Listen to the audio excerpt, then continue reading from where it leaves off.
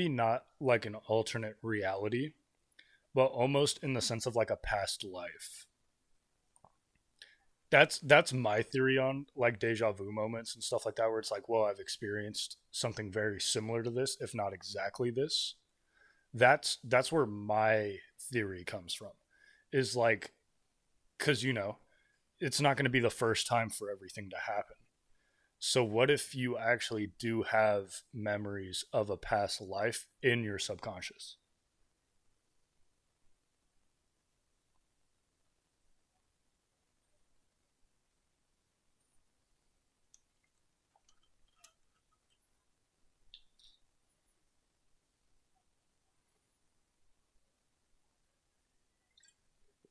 Reincarnation.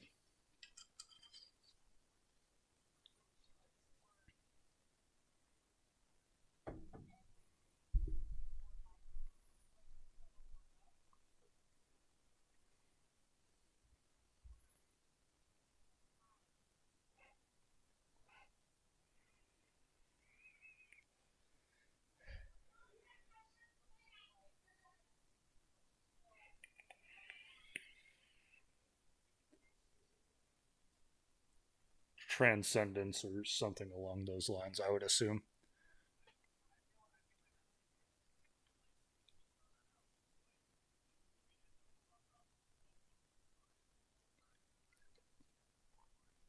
Yeah.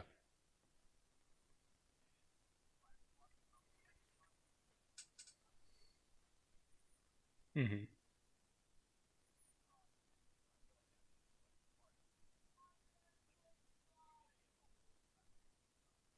Yeah. It's the whole, if we don't learn about history, history will repeat itself. Yeah.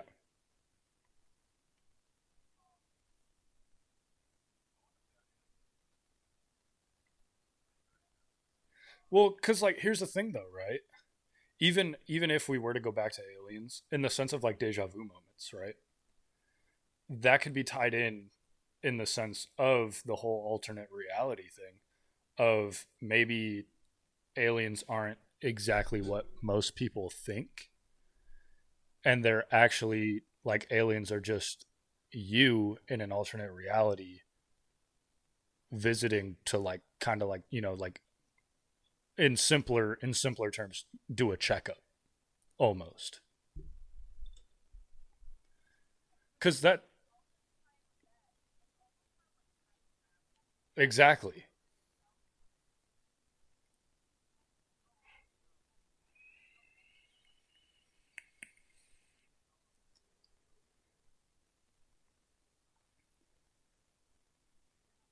Yeah, yeah, 100%.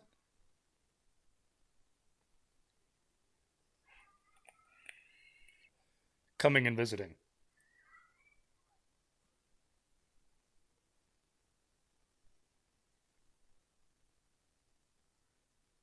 Yeah.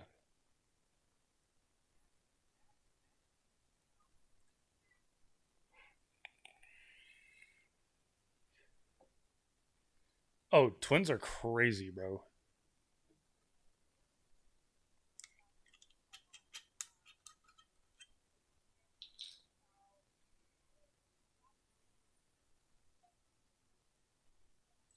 Mm. Mm-hmm. I saw that. That was fucking nuts. And it's about destiny.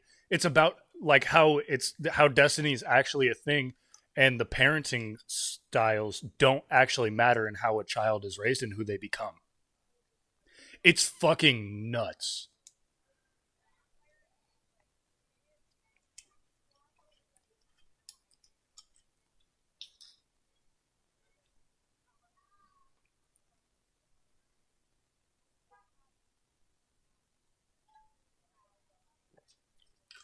They didn't disclose their findings either. They didn't fully disclose them, but ultimately what they hinted at was that it didn't matter if they separated them and threw them into different typing like different types of households. They still ultimately became who they were supposed to become, living all together under the same parents. Yeah. Yeah, nature versus nurture. Yeah. Yeah, it blew my mind. I watched it with my mom.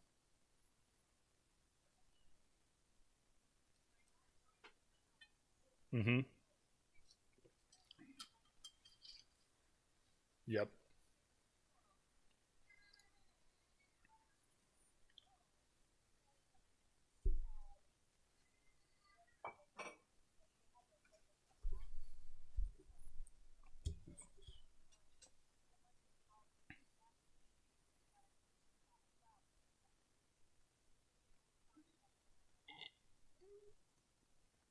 Yeah.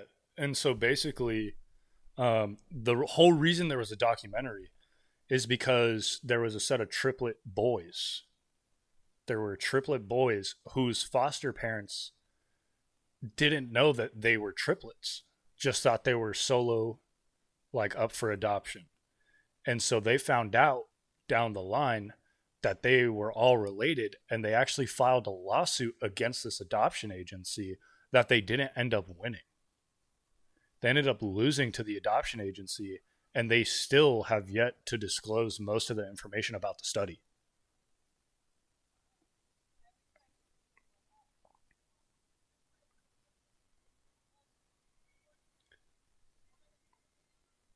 Yeah,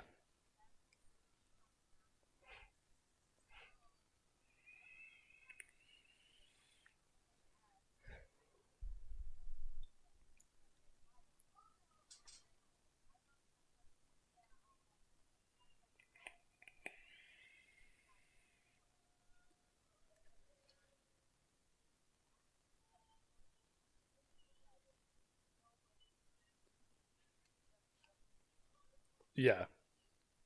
And all the files that have been released have all been redacted. They've all been blacked out except for certain information. So like the case files on their findings, all redacted. Like the only thing they could find is that yes, they were triplets. These are their names. They were separated, and that's like the only information that wasn't redacted.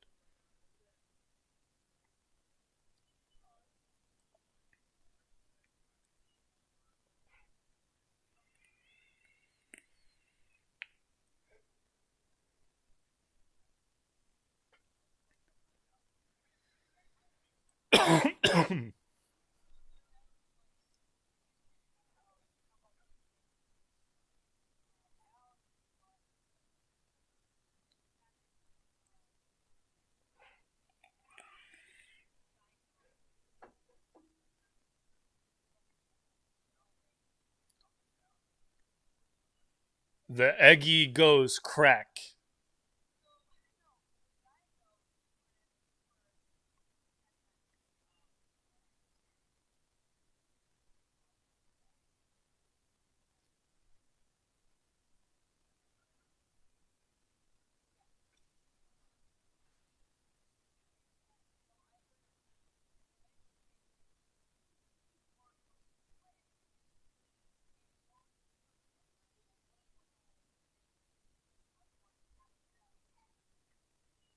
Mhm.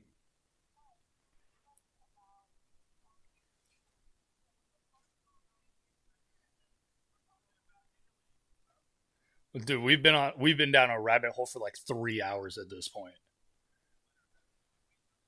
Yeah, and we just started streaming because no one thought to stream as soon as we started talking.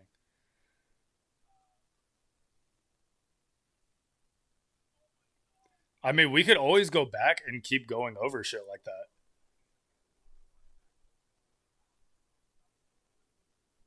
Yeah, yeah.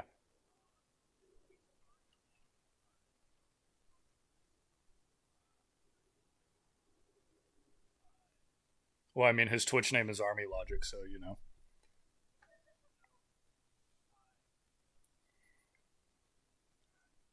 he has clearance. He has special clearance for top secret shit.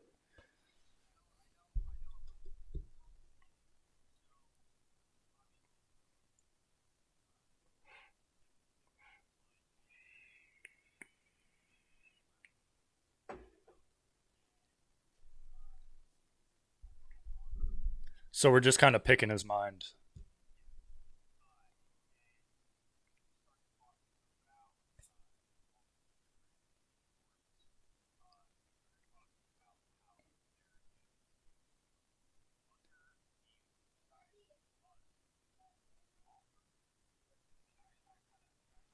and how they're extraterrestrial beings in the sense of like microorganisms and stuff like that. And then we went on the line of like, do we believe that there are intelligent beings among us on the Earth's surface and in the Earth's waters? Which most of us said yes. I don't think Cassie said anything, but most of us said we do believe that. And then we went on about how most of the planets are made of hydrogen or have a hydrogen atmosphere, and why Earth is the only one in our solar system that has an oxygen and multiple other gases, like a multitude of gases in our atmosphere. And ultimately, like my fucking thought was we're incubated in a sense of how we're being incubated here. And then we went on. I feel like, so what I mean by incubated, and this is gonna be a little far fetched, but kind of like those sandbox games of like, oh, what would happen if we did this, and what would happen if we did this, and then you get a reaction and all that kind of stuff, and similar to Minecraft, yeah. But more in the sense of like the space sandbox game where like you could throw shit past Earth just to see what happens and all that kind of stuff. In a sense of that, like Earth is a sandbox for a more intelligent life. That's what I mean by incubated. And obviously that is far fetched and all that kind of stuff. But that's more so what I mean by incubated.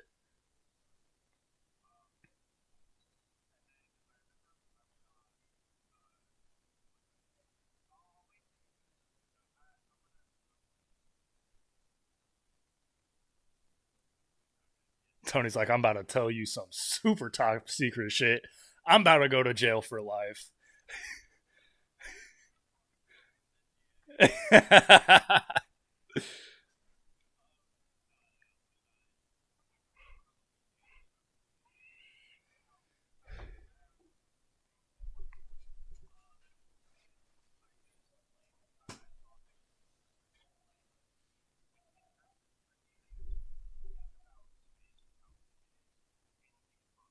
Hmm.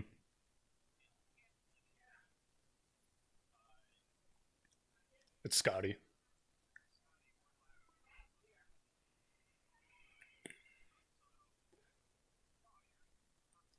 Listen, bro, if anybody wants to come pick brains with us, we're totally chill with that. Like, this is an open discussion.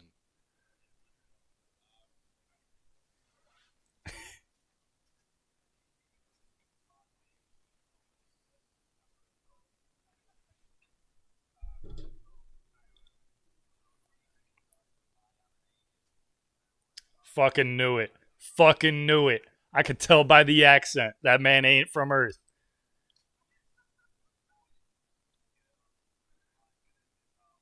All right, Scotty.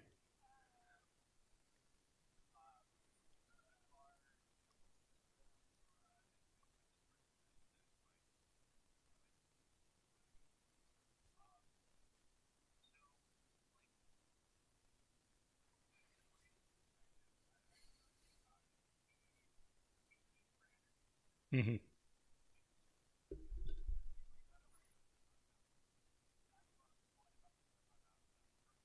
Yeah. How, if they have lungs, a mouth, and a nose, why are they able to breathe out like their tail or their butt? Like it just doesn't make sense.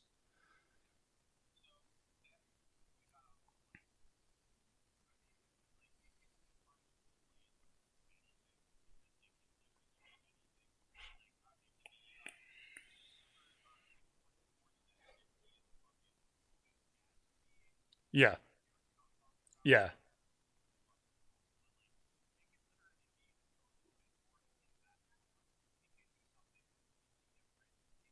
And then I pulled up the Silver Surfer type deal. Yeah.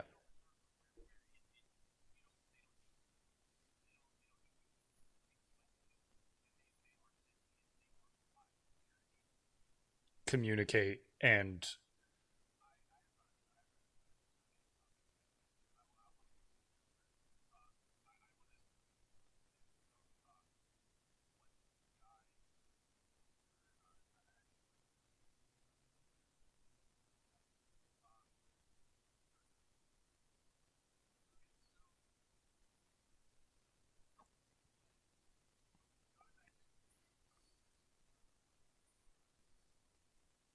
Yeah.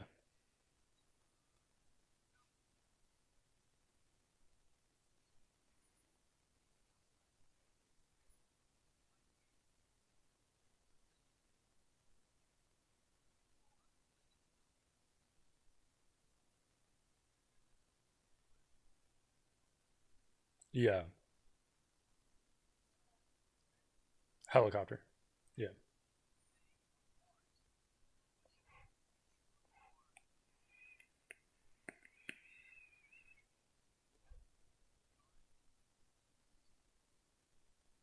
Or like a sandbox. Yeah.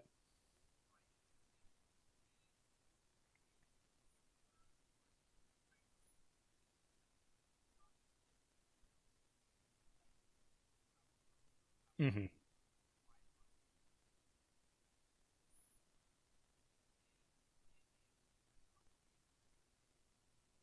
Doing the whole checkup thing that we talked about earlier. How we would react. Yeah.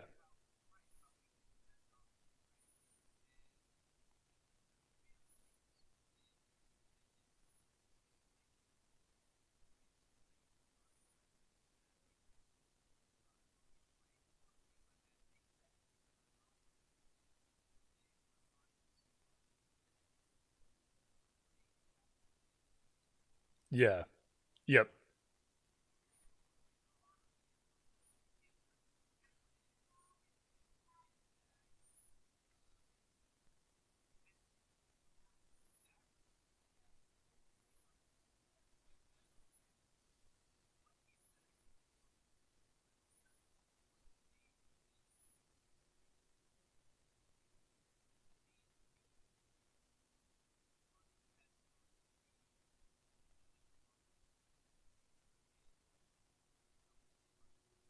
Yeah. The proper way. Yeah.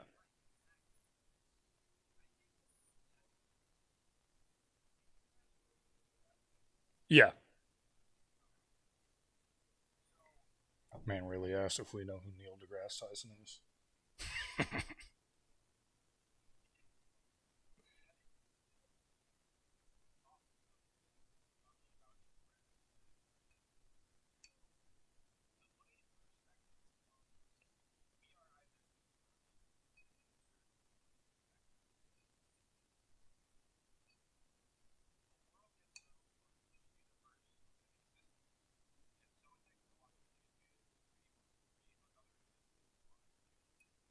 Yeah.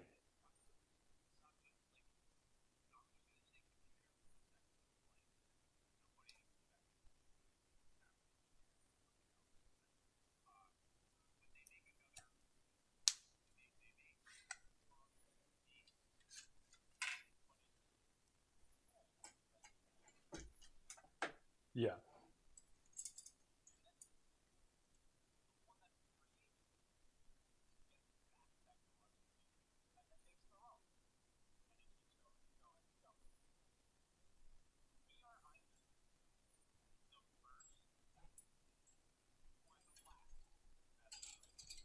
True. That's a really good point. Sorry, I'm opening another wine bottle.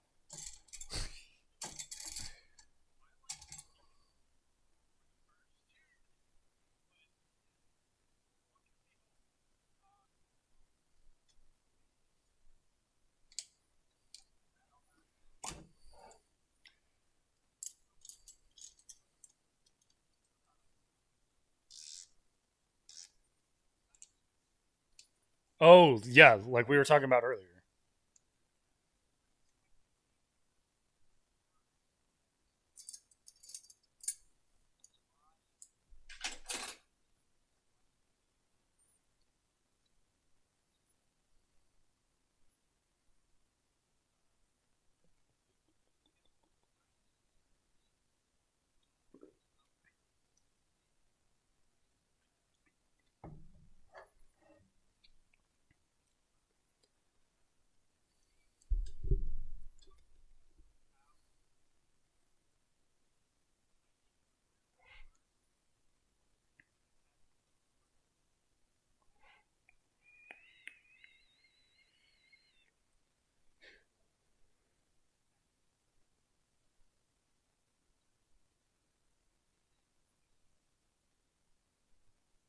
Yeah.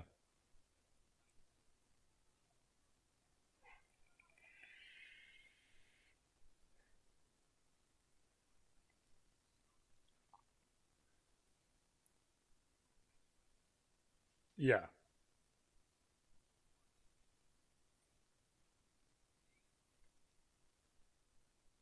So like so here's my thing with dinosaurs, right? Like obviously everyone wants to believe that these giant fucking lizards roam the earth and we have proof and we've bones and all that, but we still have yet to find a full T-Rex skeleton. We still have yet to find a full skeleton. Most of a T-Rex display is of other dinosaurs as well. The only thing we've successfully been able to fully find are the arms, like the limbs, the skull, and the tail. Not even the full tail, part of the tail. That's all we've been able to discover of a T Rex. Well, obviously, yeah. But how can we have full skeletons of dinosaurs that were before the T Rex, but not have a full T Rex?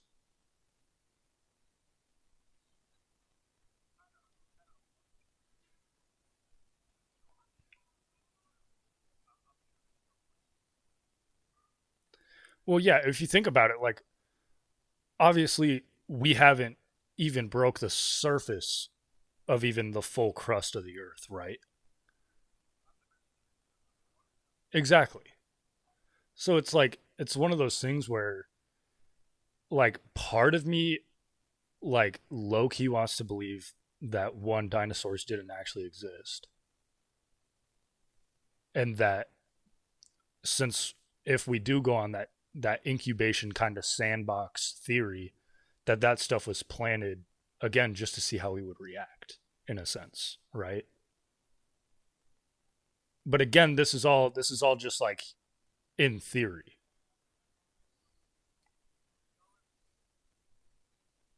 Yes.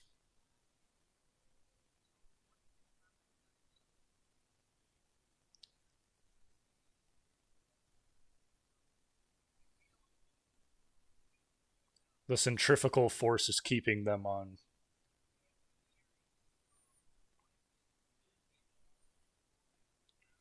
lava, all that kind of stuff. Dude, I do. I do. Bro, I do.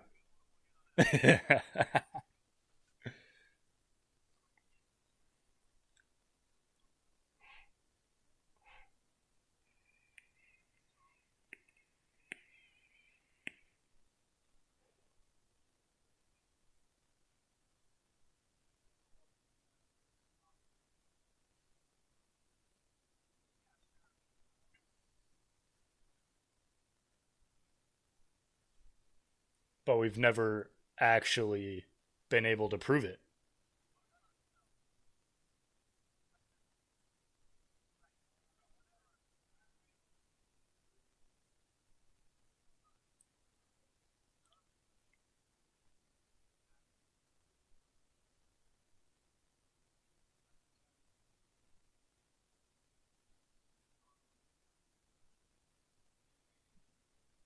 Yeah.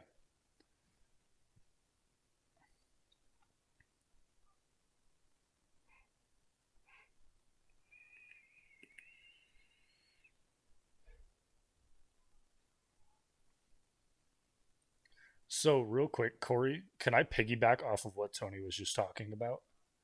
So, back in the times of World War One, World War Two, like Hitler era, right? They had maps, and these are public atlas that there is actually towards the northern pole of the world and the southern pole, because obviously we know like Hitler had, he had camps out and stuff like that to where he could do test facilities, all that kind of stuff. And that's been disclosed with Antarctica and stuff like that. But they have like maps and atlases that date back to his like anarchy or whatever the fuck you want to call it, of there being a way to travel from pole to pole with there being like almost like a sinkhole on both poles or something like that. I don't remember exactly what it was, but there are atlases with that there.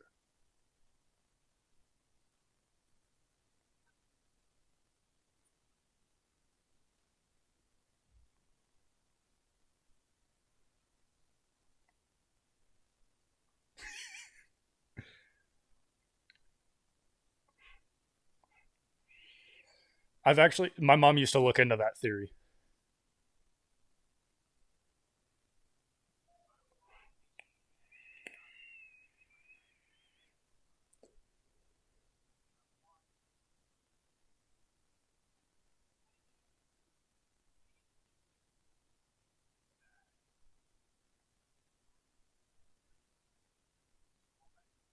Yeah, us picking each other's brains. Yeah.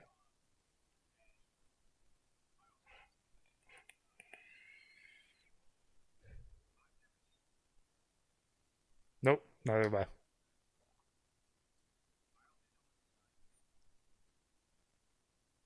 Controlled media.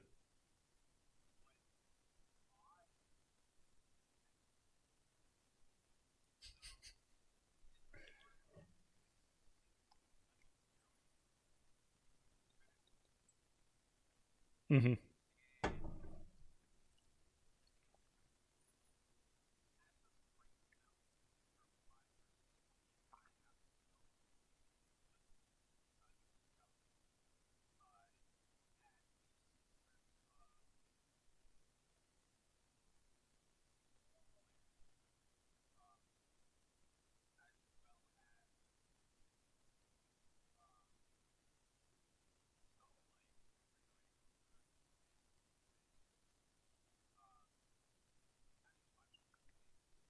Yeah,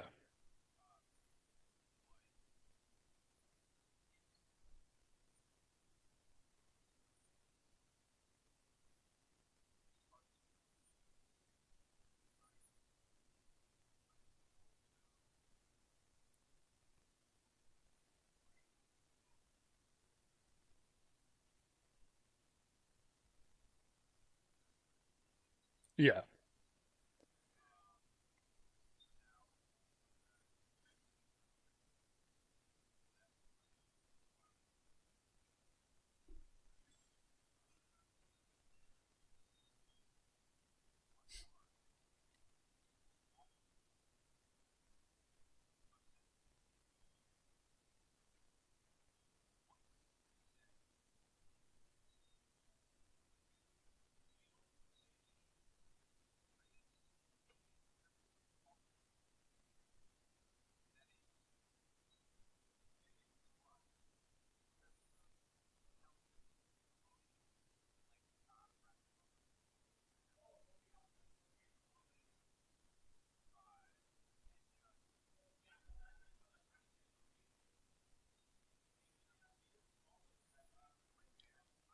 I feel like those would be the main ones.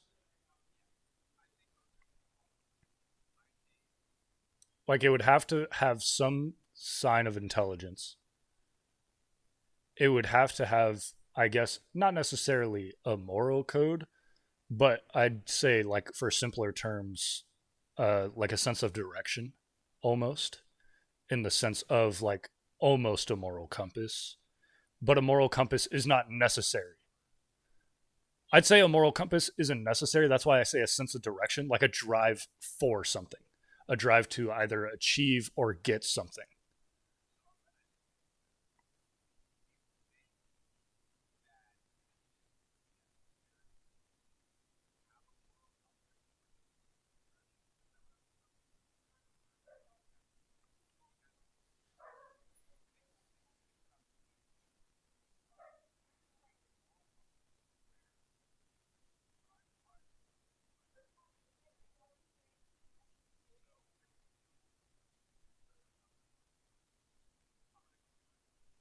Well, then that would still be intelligent life, no?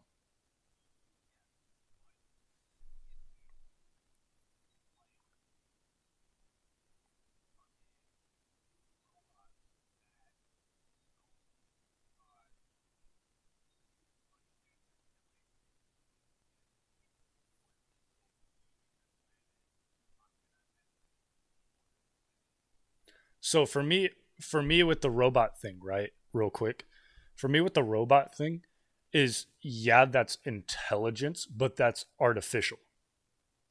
That's not sentient. That's not knowing that it's alive. That's taking a command or going rogue and having a rogue code. Yeah,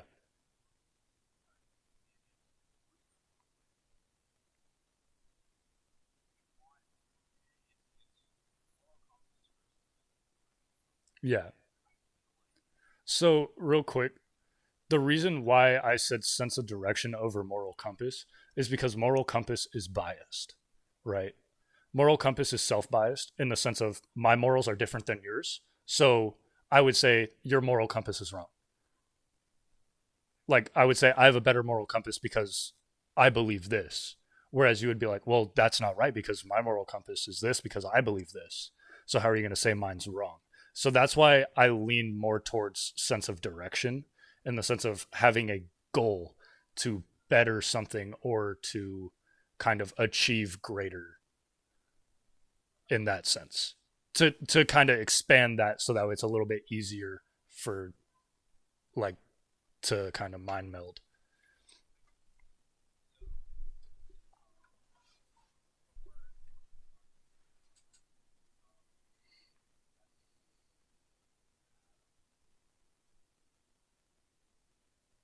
Yeah, I was like, I've been talking this whole time. You said Cassie or Jax or Tony. Tony, hey, you might want to go put that high life back, my guy. Sheesh.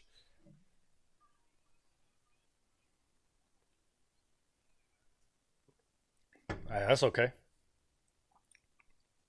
I didn't buy a high quality camera for no reason.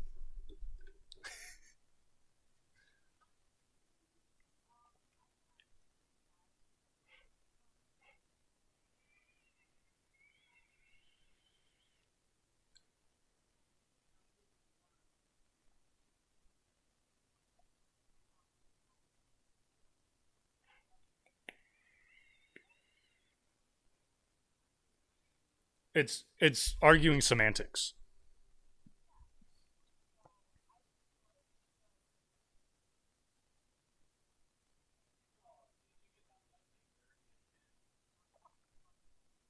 Yeah, or like an animal to warmth, right? On a cold night, an animal to warmth. That's a sign of intelligence. Now, is it sentient? No, because it doesn't know it's existing. It doesn't know why it's here. It just knows I'm hungry.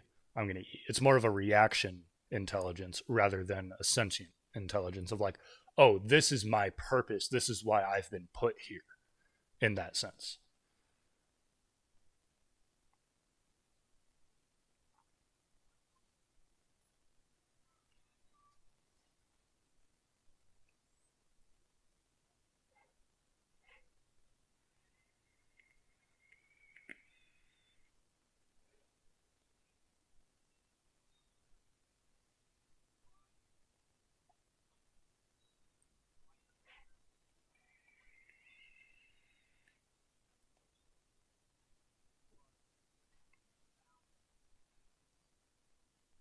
Well, yeah, obviously.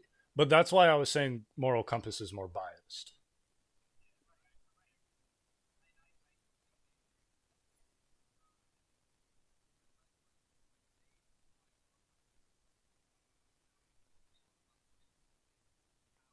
To me, that would be wrong. Yeah, because I'm more of a people person. So I'd say, oh, his moral compass is a little twisted. It's a little shifted off from due north, you know?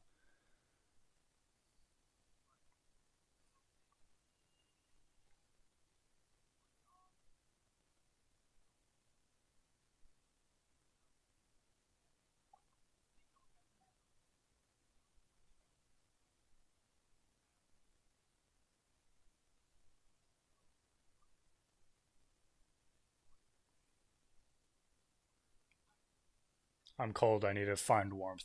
That kind of stuff. Yeah.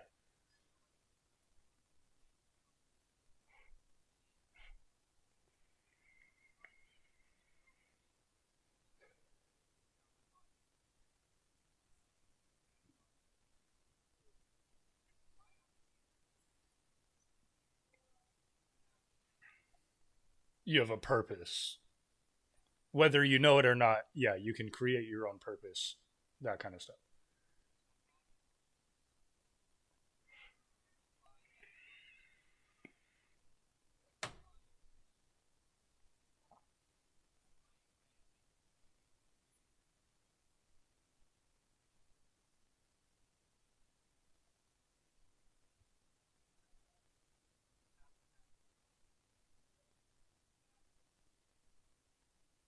Yeah.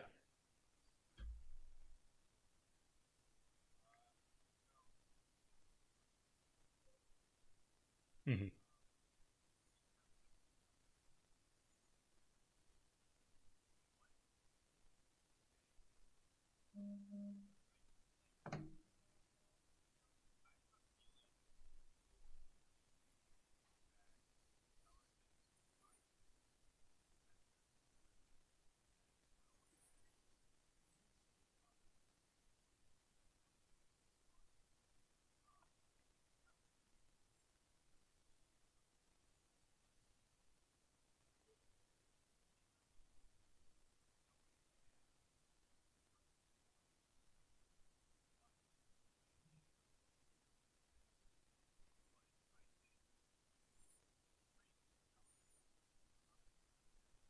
Yeah.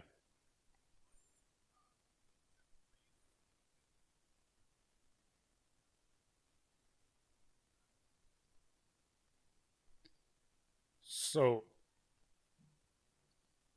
so what I'm getting from the question, right? What I'm getting from what you're explaining is what's like essentially what's a better word for intelligence that doesn't just imply reactionary actions.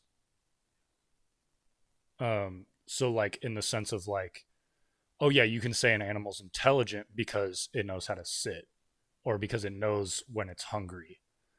And but that's reactionary, obviously, because you've trained it to do that and it's been trained by its ancestors and its lineage to know, oh, this is a feeling of hunger and I should eat.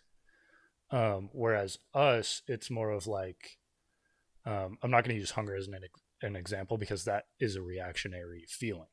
That's a reactionary, action.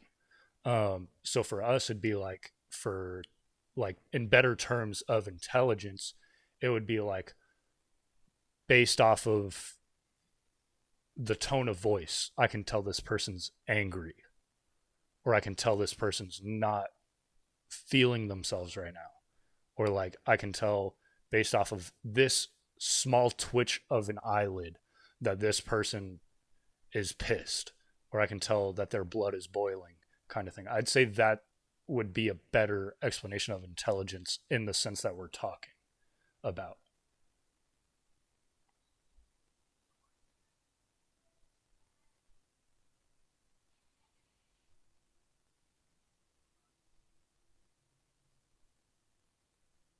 Yeah, knowledge.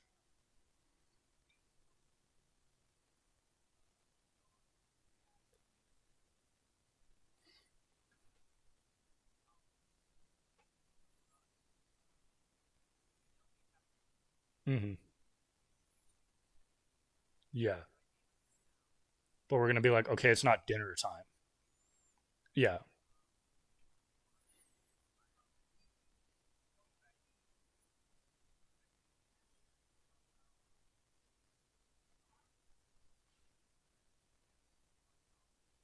yeah. Hmm. Which ties into the sense of direction, moral compass, that kind of thing. Yeah,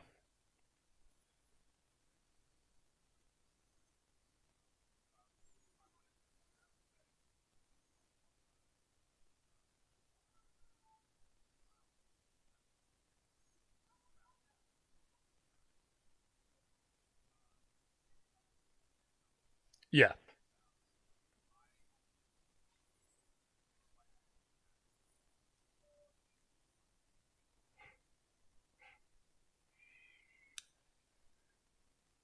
yeah.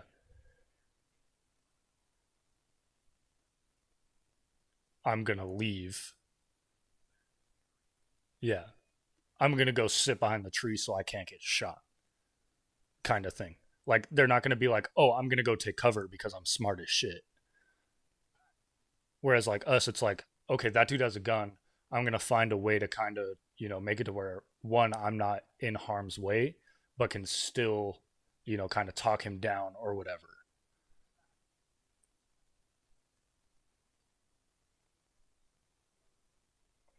Fight or flight. Yeah. Well, there's technically three stages to that. It's fight, flight, or pause, or freeze. I guess is the better term.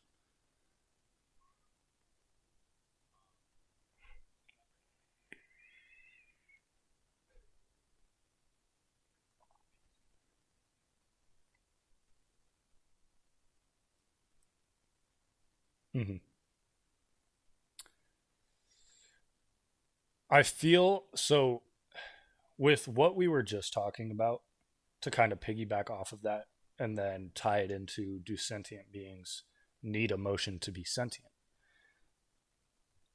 I would think not.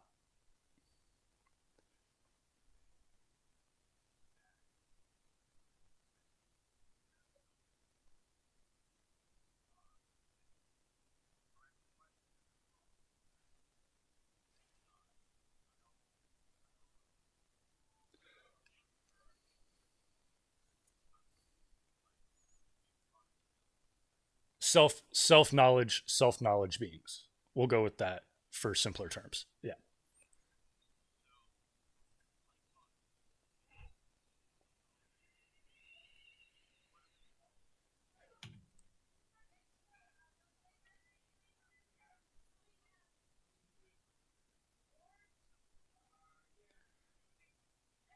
So for my thing with the emotion, right? So one, obviously, we've had emotion as long as we can remember, but that doesn't mean that just because that's the only thing we've known that that's the only possibility, right? Because you have people that seem emotionless. You have people that either A can hide their emotions really well or just have no emotions for certain events. Regardless of how serious or traumatic the event is, they could show no emotion throughout the whole thing. And most of the time that gets written off as trauma, even though in some cases it's not. in in some cases it's literally just not having emotion towards that. So in my personal opinion, I don't think sentient life or self-aware, self-knowledgeable life has to have emotion, which means that they don't need a sense of direction or moral compass either.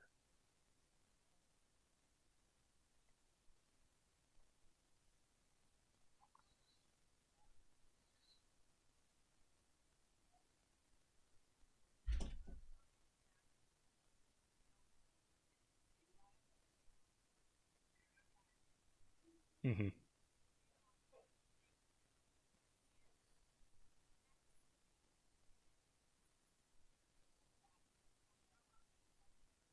Yeah.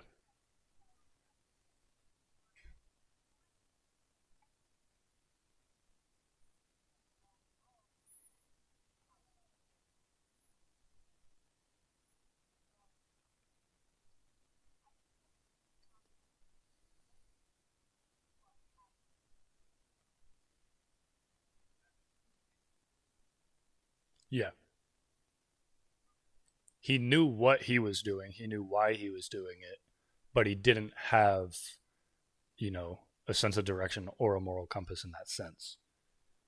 It was just he didn't have emotion or you as Cassie said, he lacked empathy towards it.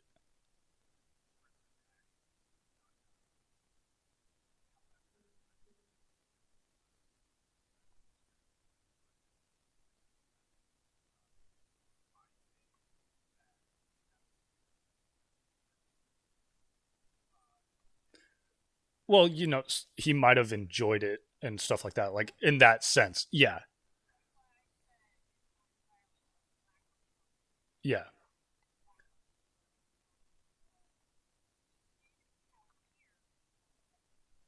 Yeah.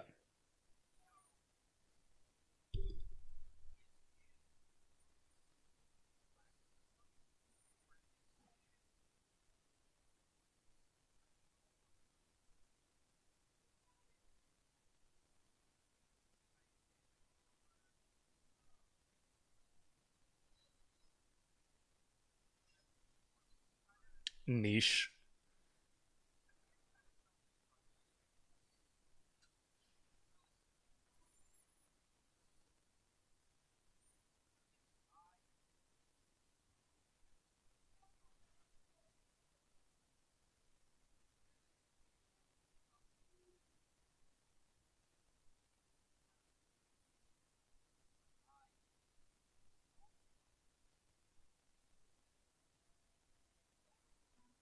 I don't think that's lack of that emotion because you still feel it.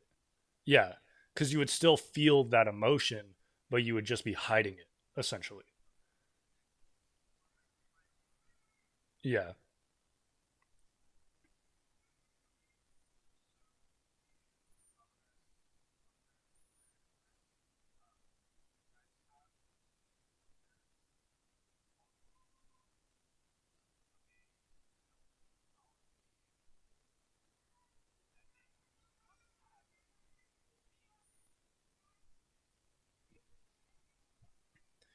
I would. So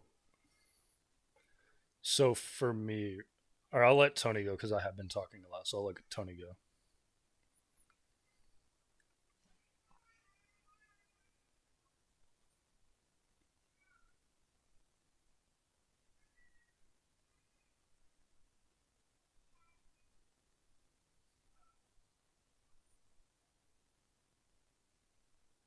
That's a fair point. That's a really fair point because without any sort of communication, can you really be knowledgeable? Can you really have the capabilities to obtain knowledge? Which was exactly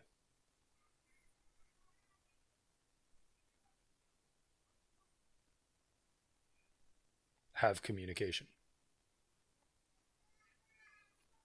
Because if you think about it, right, all the all the interactions with aliens and stuff like that that have been recorded have all had communication involved.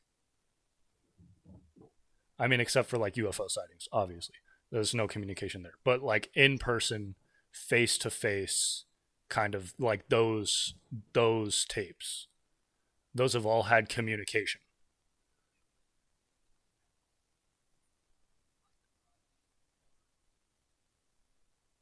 Being able to understand a language that you didn't even know existed, that kind of stuff. Yeah, tongues is a great example. Never spoken, never heard, stuff like that.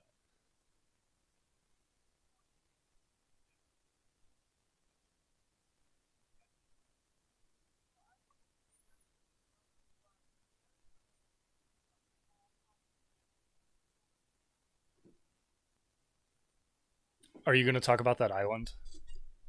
The yeah.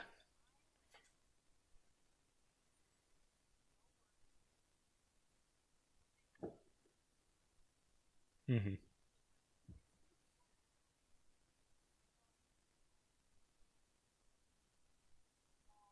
Different patterns, all that kind of stuff.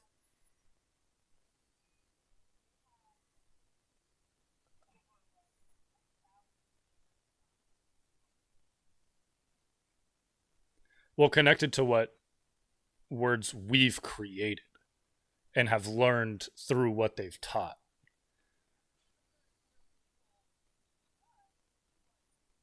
They don't have a spoken language, just like a lot of encounters. Whereas, like, most encounters are like by touch, like you get touched and then you have a knowledge of what's happening, or telepathically. It's not spoken, it's just in your mind. You now have that knowledge in your mind of what's being communicated. Because I wouldn't even say telepathy is spoken, because it's not. It's not verbally spoken. It's communicated, but it's not spoken.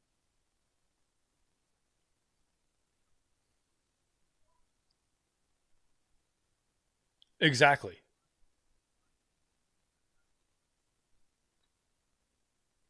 Braille and sign language. Like hand on hand sign language.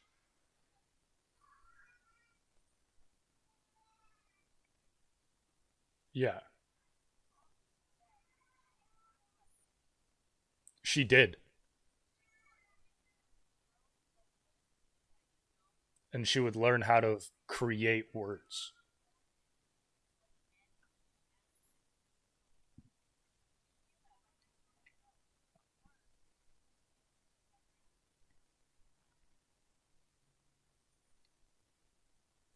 So for me, right, with the Helen Keller example, that shows that kind of sense of direction we were talking about when it comes to being sentient, intelligent life. Obviously, she is part of the human beings and all that kind of stuff.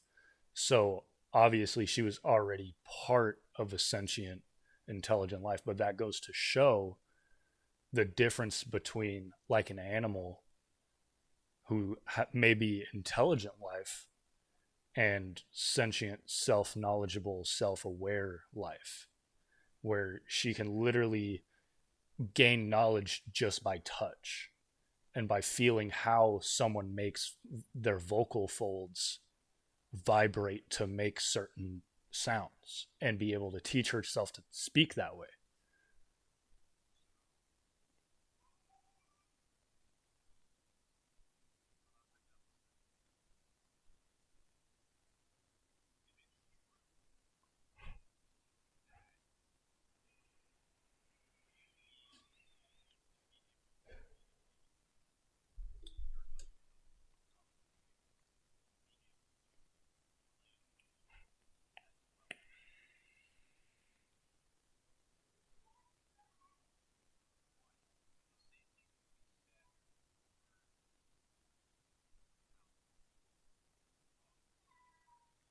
But see, this is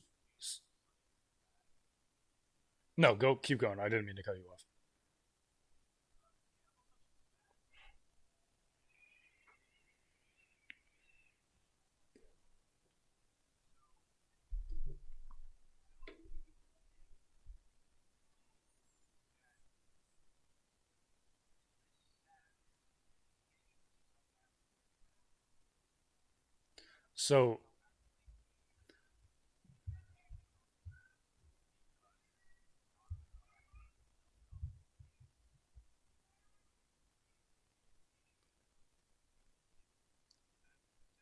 So here's my argument to that is that you have to fill out all of these categories in order to be self-aware, self-knowledgeable in the sense of a being, where wolves cannot. They can fill out some, like communication, but then you have other animals that don't communicate at all. They just exist. They don't communicate with each other. They just go through the circle of life. So, but then again, if to kind of play devil's advocate on my own point there, who knows how, like, what limits communication? It could be a chemical reaction. It could be a release of chemicals that attract a male to a female in a certain animal species that doesn't have any other form of communication. But they release that chemical, and that's how they communicate. Of okay, it's go time. Let's pump some babies out.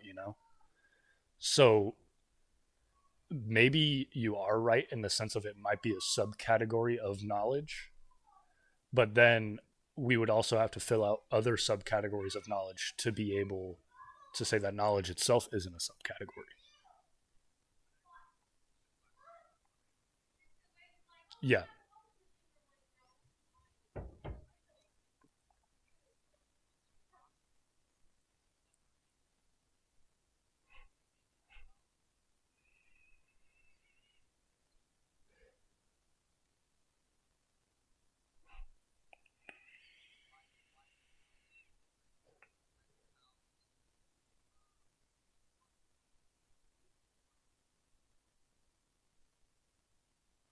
It's hunting time. Like, yeah,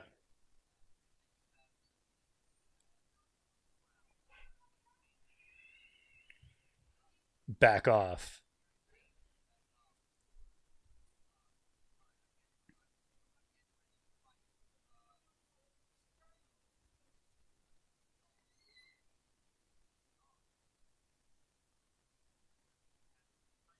Oh yeah, with all the words that it learned and all that kind of stuff.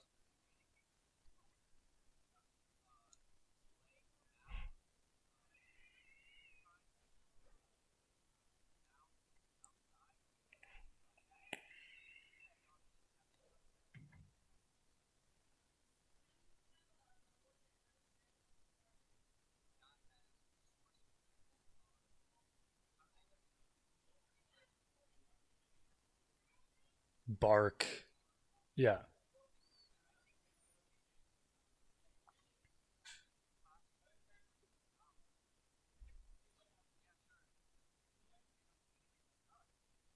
But they do communicate.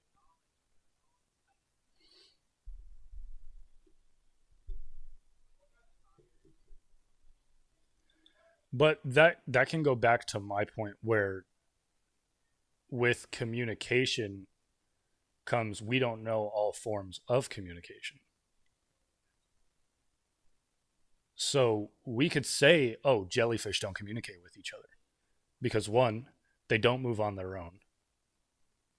Two, they don't communicate with noises or anything like that. But it could be a chemical reaction that we just haven't found yet. And that's how they communicate. So there's no limit to what communication could or couldn't be. So that's why I say communication is its own category.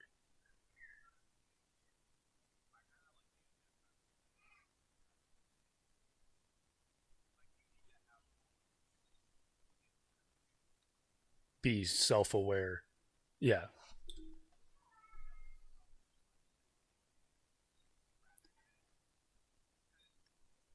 If we go back, right? If we go back to the full checklist, we have emotion on there. Emotion and communication. That already rules jellyfish out. They don't feel emotion. To our knowledge, they don't feel emotion. They don't show emotion, anything like that.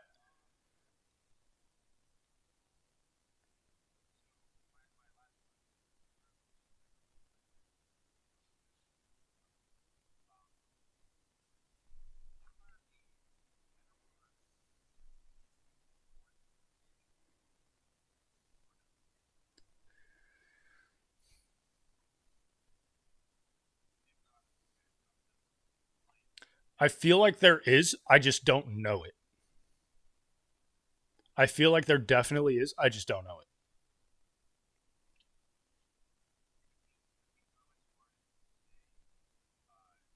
Interactions. But then again, that would bring the whole like dogs and wolf thing up because they interact with each other and interact with us and other animals. Yeah.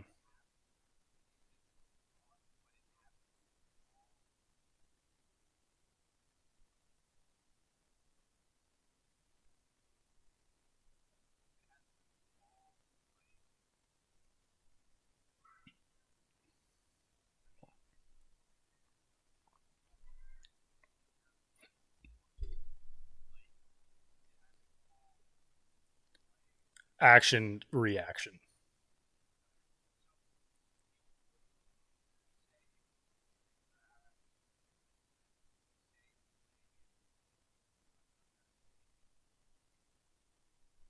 Yeah. Yeah. Because I feel like that kind of pins it down a little more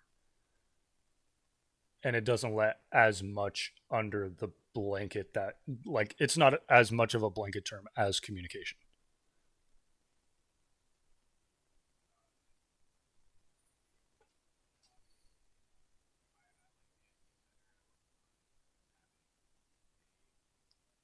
Checklist form. Yeah.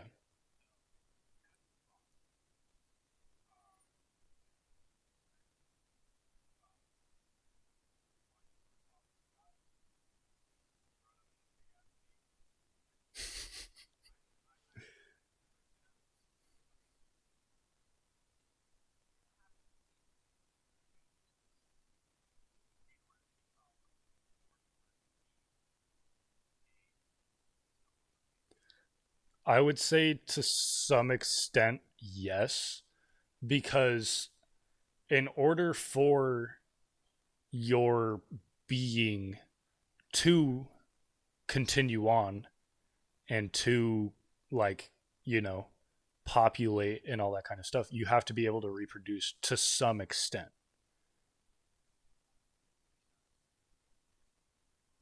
And I'm using reproduce as a very loose term here, just because, there are people, like, because there's the whole case of like, oh well, I can't reproduce because I'm sterile, that kind of stuff, but I'm still an intelligent, self-aware being, kind of stuff, like that kind of. That's why I'm using reproduction as a very loose blanket term, because you would have to be able, unless there was some way, like Fountain of Youth style way, so that way your being race does not go extinct.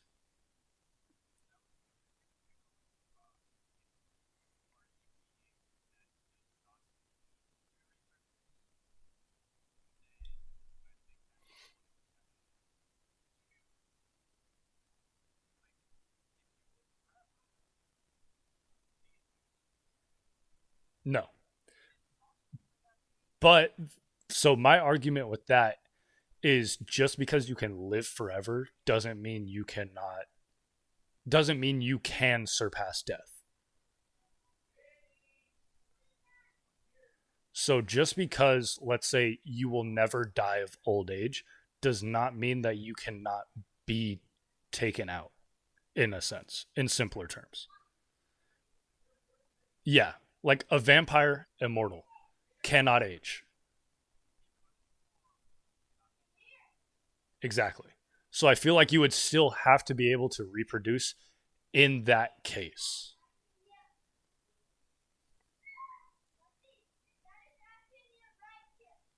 Yeah,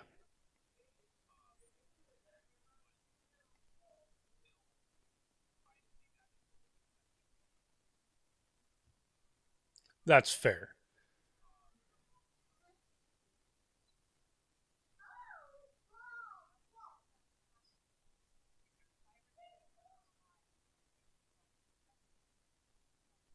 Yeah,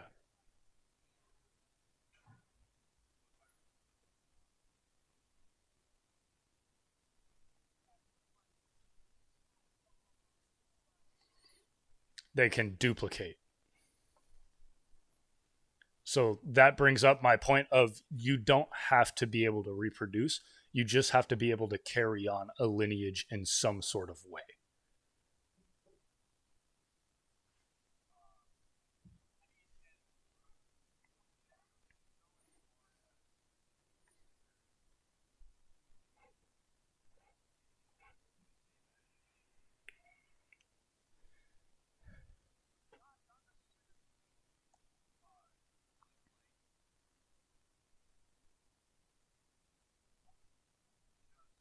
Like in the movie Robots, using spare parts to make a child.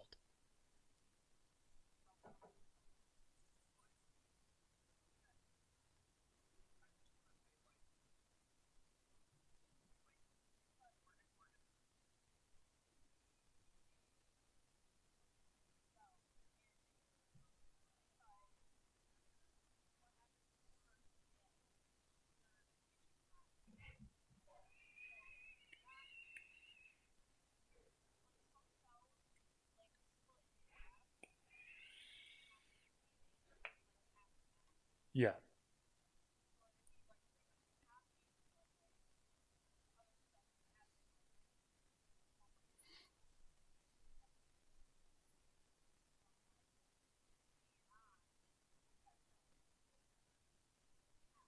And that would also tie into evolution, an evolution of a being.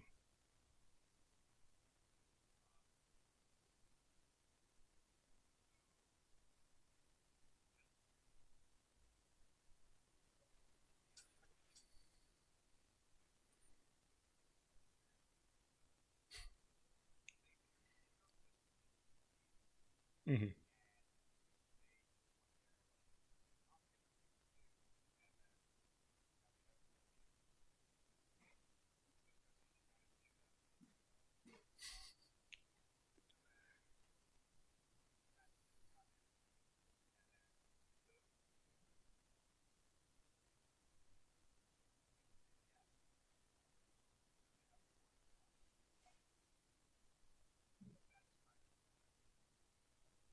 Yeah, so I would count that as reproduction. Just because it's not the like reproduction like organs or reproduction system that we're used to and that most of the life on earth follows doesn't mean that it's not their form of reproduction, you know?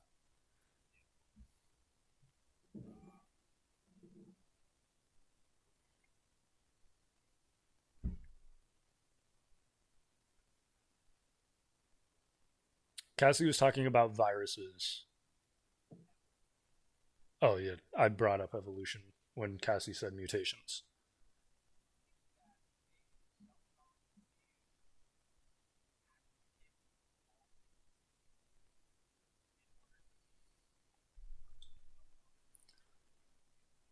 So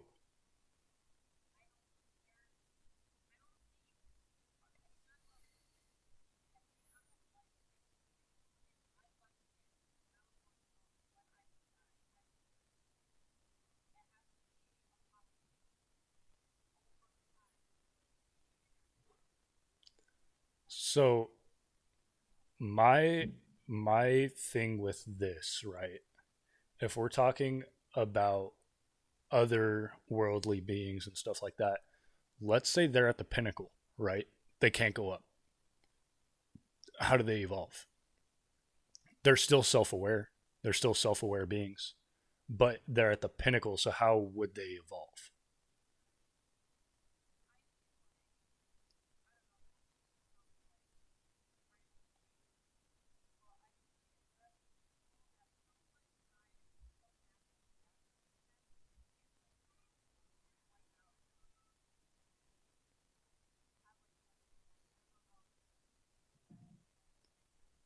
So the start from scratch thing, to kind of piggyback off of that, there's a theory going around right now. It's a black hole theory that the reason why the Big Bang happened was because the universe had died once before and countless times before. And the Big Bang was basically the last two black holes colliding and imploding. So that's the theory going around right now.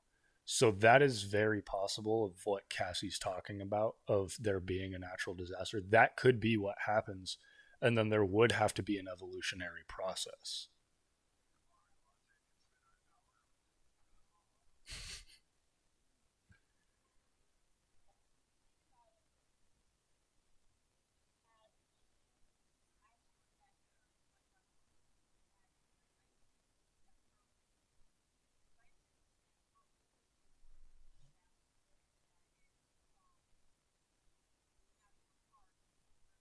Yosemite, or not Yosemite, Yellowstone.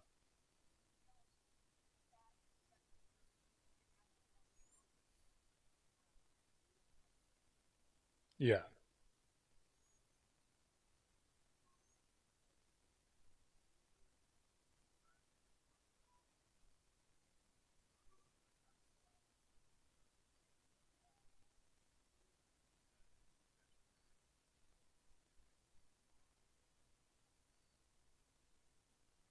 Well, I'm thinking mind as well. So when I say pinnacle, I mean peak everything. Everything's at its peak.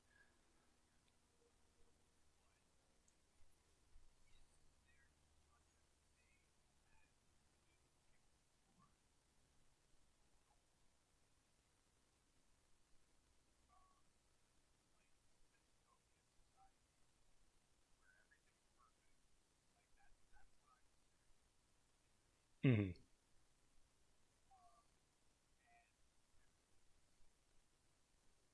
So I guess with that argument, right? With that point, you're correct.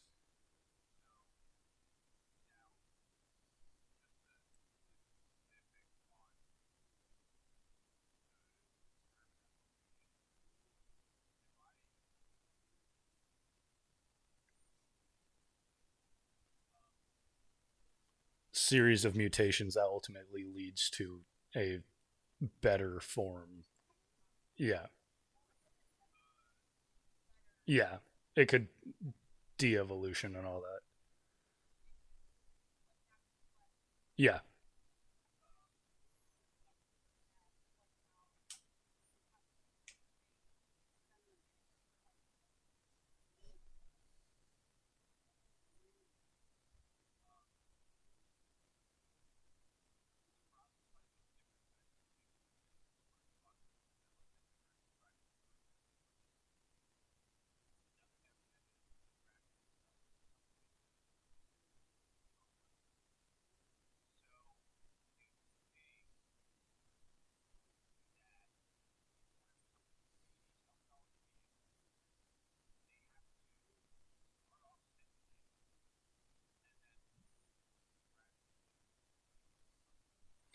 My mind wants me to say yes, but with the topics that we're talking about and with the theories that we're throwing out, I want to say no because we don't know what's out there. There could be a being that was literally just made that's already there. That's already millions of years ahead of us.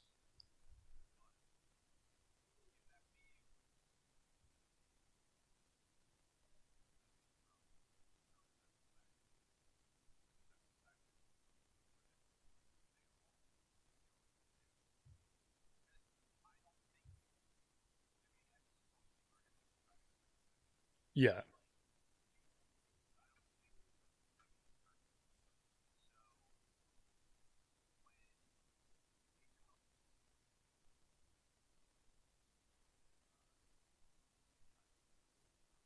Yeah.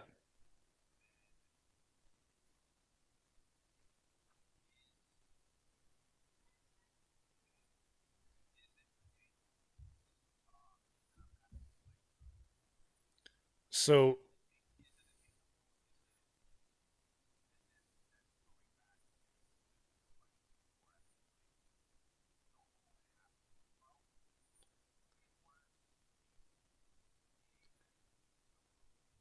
so my thing, right? So going back to the whole peak slash pinnacle evolution, I feel like I kind of did an injustice in that sense of saying peak or pinnacle because the peak slash pinnacle of evolution will ultimately be when the universe is all at the same spot.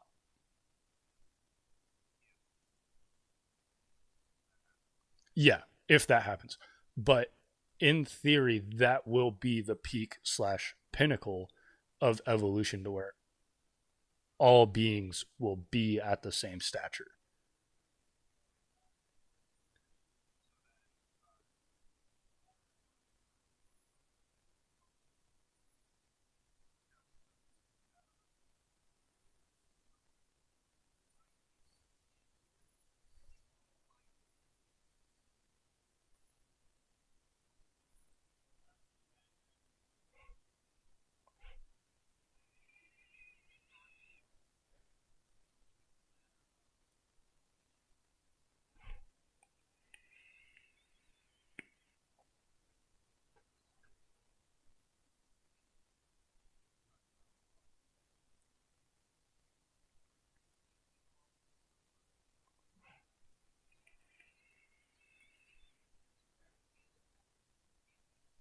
Yeah.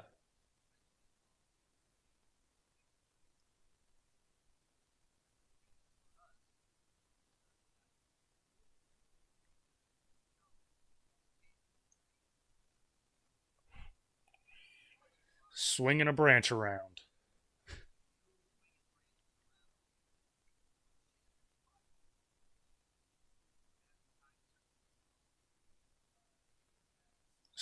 Steam engines, all that kind of stuff.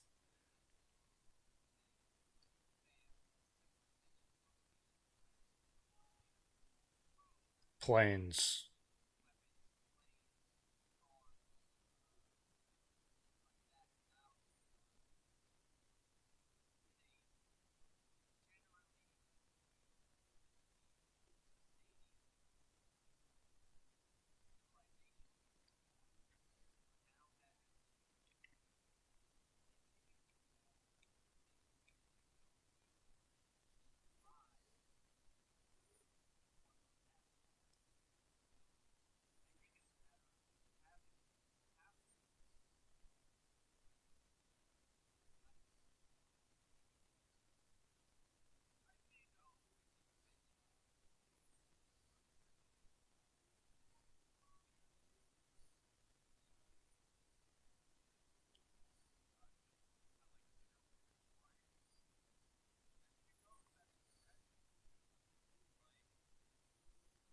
It could be a sense of direction to evolve. Yeah.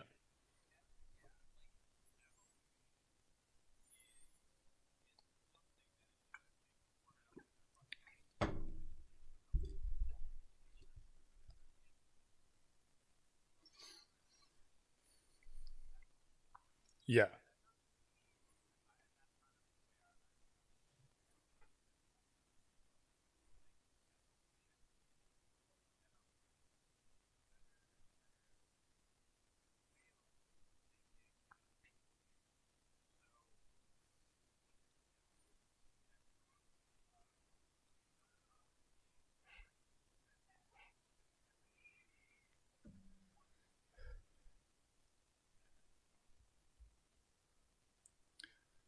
Every self knowledgeable species, yes.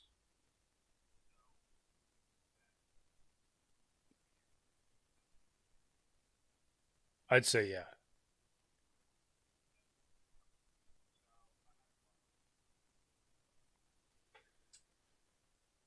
I mean, we haven't really touched on the topic of emotion yet.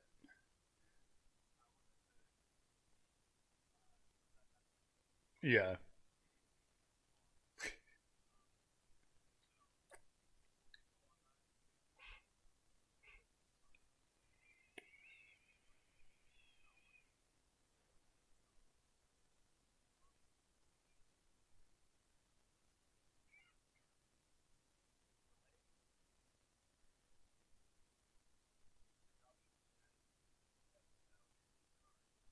Yeah.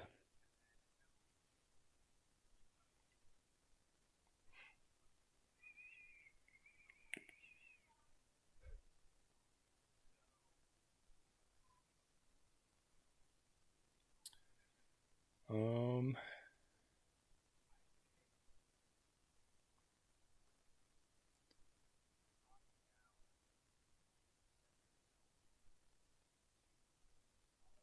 yeah.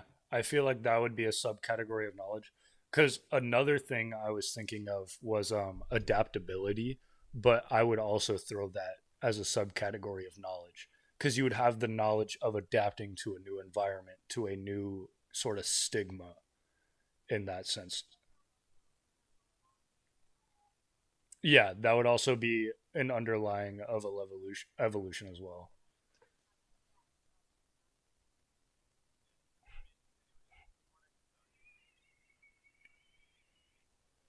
Hey, I'm down. I'm ready to test it. Send me to space, NASA or Elon. I'll work for SpaceX. Fuck it. Give me a sec. I'm gonna look something up real quick just to see what the what. All right,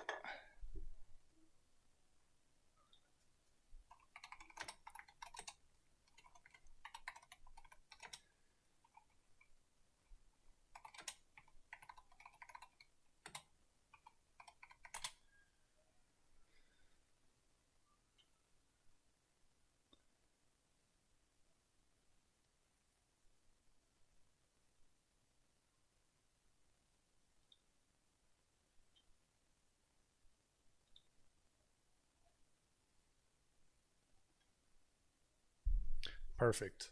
Found what I wanted to find. Chat. Let's go. Also, I'm gonna do a thing real quick where give me a sec.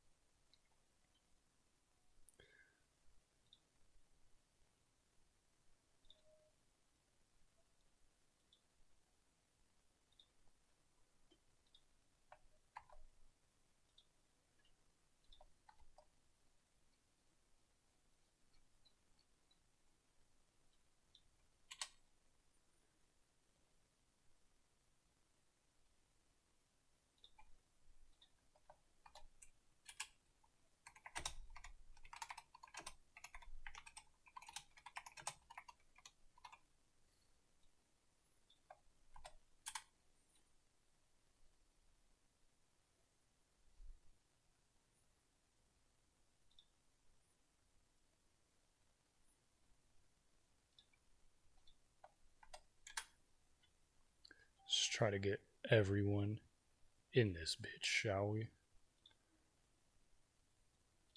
I'm assuming this one already went up.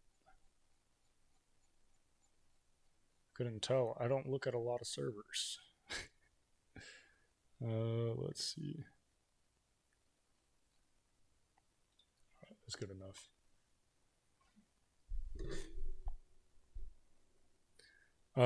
So Corey, I actually pulled up the dictionary definition of sentience. So when they get back, we'll talk about that and kind of discuss that because that it brings up a lot of good points that we didn't even think about when it comes to sentient life.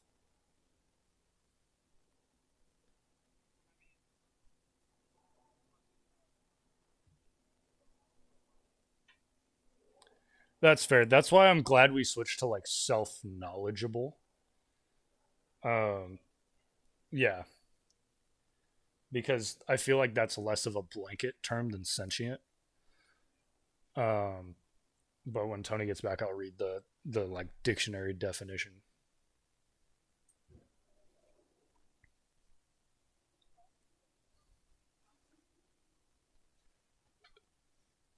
Nice little twist, a twist that I enjoy. Getting a headache from all this fucking wine. Yeah. So the sulfites give me headaches, but it's worth it because wine is so good. It's probably also because it's like 1,000 degrees in my room, but we're here.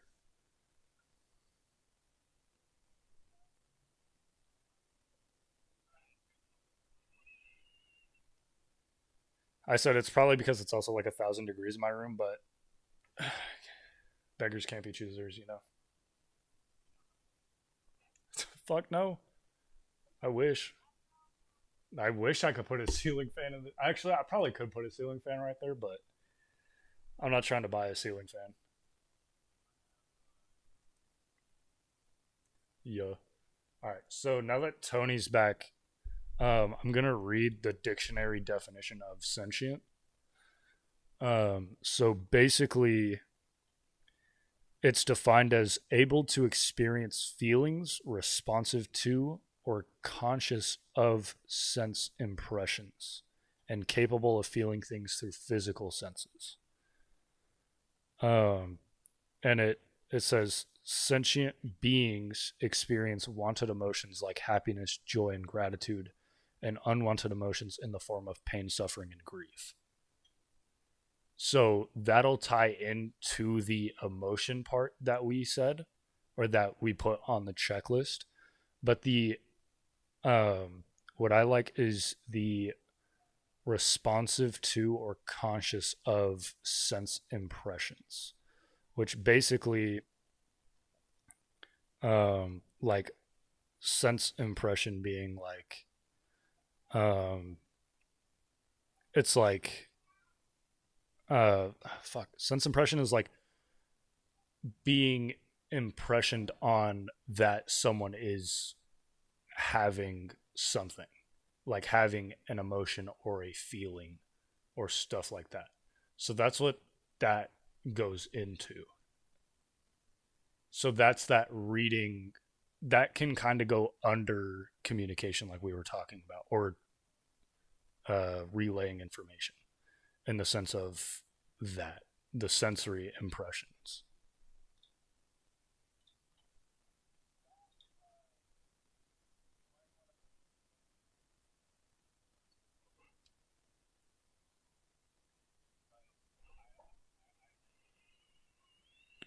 Go for it.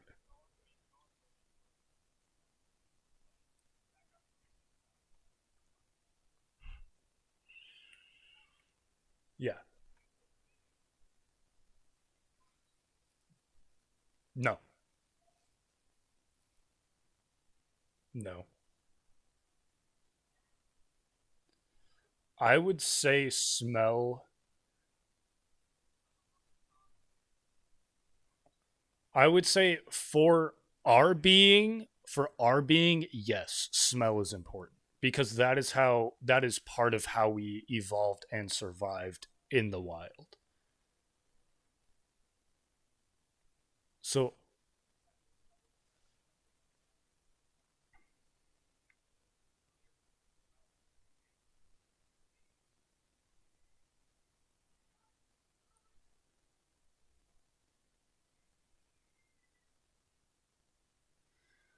I would say you would need most. I would say you would need an overwhelming majority.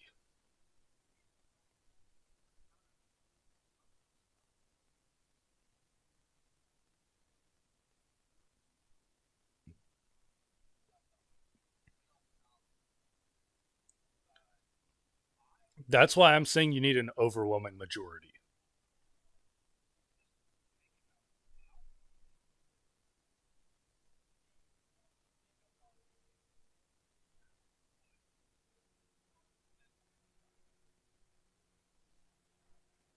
I don't think you could. Yeah. You would like I've been saying you would need a majority because if you look at Helen Keller, she had a majority. She had smell, taste, touch. That's 3 out of the 5. The only ones she didn't have was sight and hearing.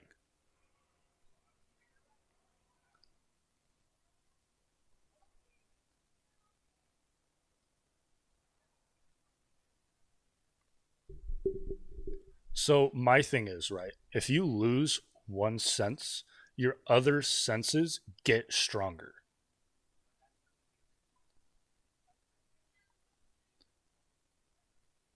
That's fair, but it's also proven in animals that it has been tested on. Yeah. I would I would say that you would need an overwhelming majority. I would say you would need taste. So I'd say sight and taste are tradable because so the reason why I say sight and taste are tradable is because you can see someone eat something or like you can see like if you're a dog, right? You can see another dog eat something and get sick and know not to eat that. If you are, sentient and self-aware and all that. But you will learn that through so like if I look at Tony and he eats like for some fucking reason he decides to eat poison ivy, right? I can look at him not have a sense of taste and be like, I know what that plant looks like. I'm not eating that.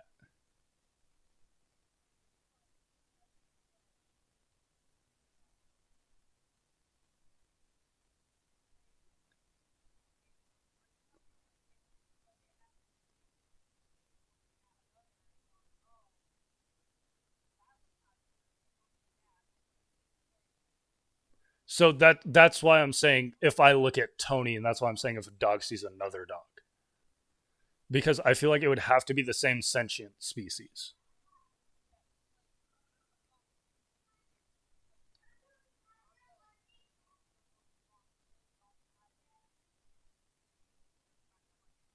Yeah, that's why I was saying if Tony were to go do it, I would know not to.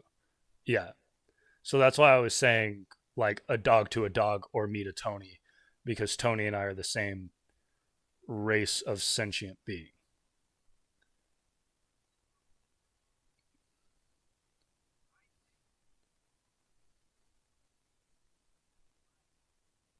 What's up, Finn?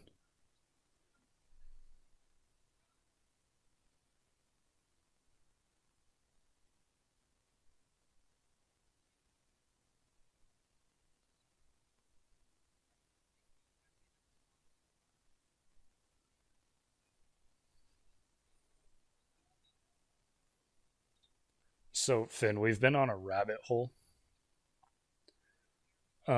Basically, we started talking about like alien life and theories, and so now we're on the topic of what classifies. No, we're talking about what classifies as a sentient being.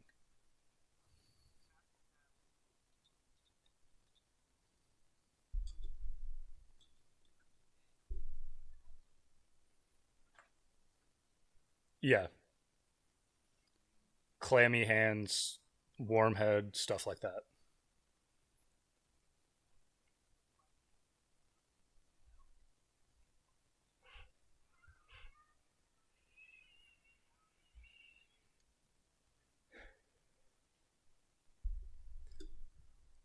So in that with that argument, right? I would say you would have to have those two and at least one of the other three. The other three can be interchangeable. That's a fair point. I agree with that.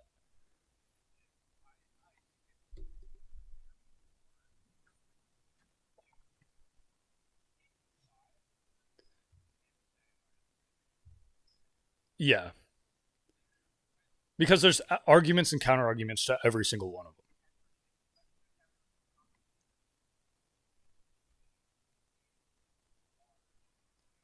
Prove and disprove. Yeah,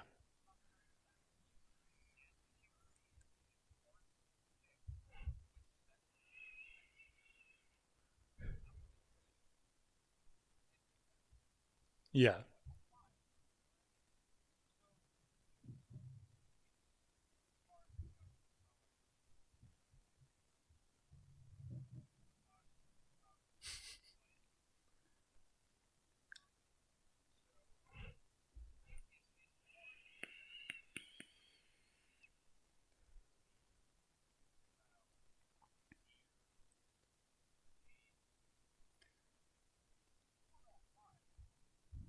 Because those the combination of those senses are what allowed us to survive.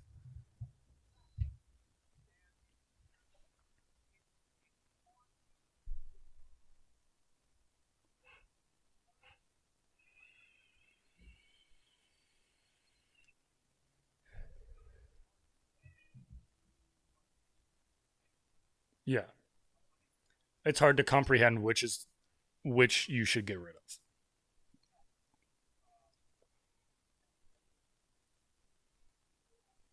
Tony's over here giggling like a little girl. What's up?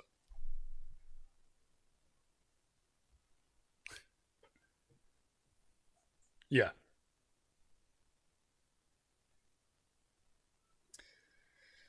Able to experience feelings responsive to or conscious of sense impressions and capable of feeling things through physical senses. So it's saying physical senses. I'm assuming that's like the five, the big five. Um, so ultimately, what's up?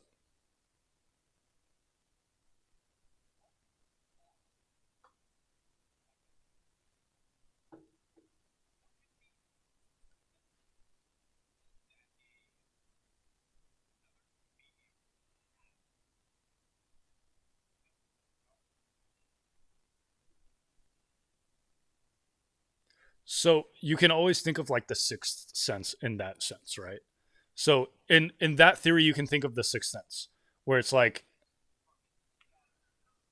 yeah, yeah,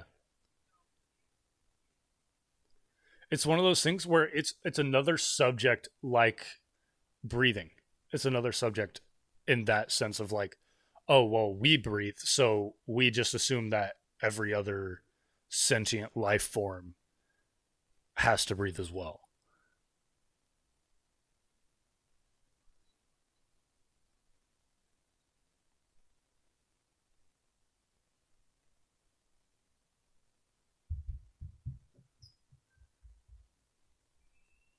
Yeah,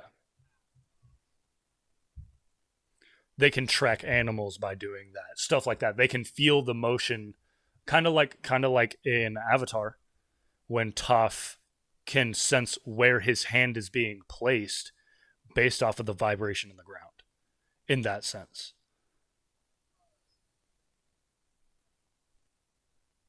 yeah.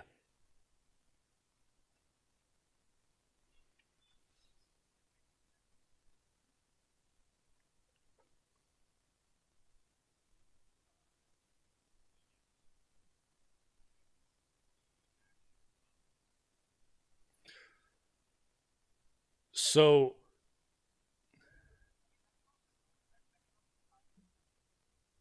senses that we don't know about.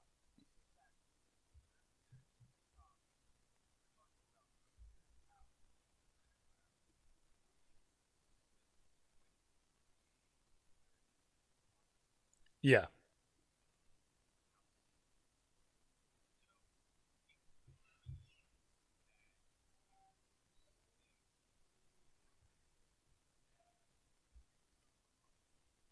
Yeah.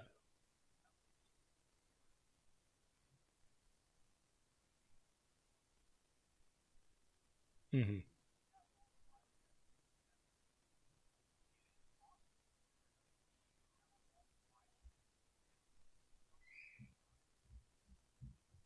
Yeah. Like what you were talking about earlier, the sense of sight but with smell. They can see by smelling.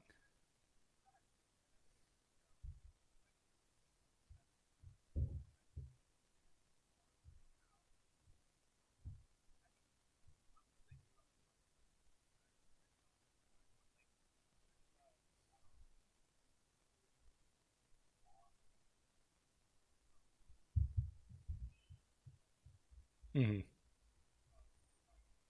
The class.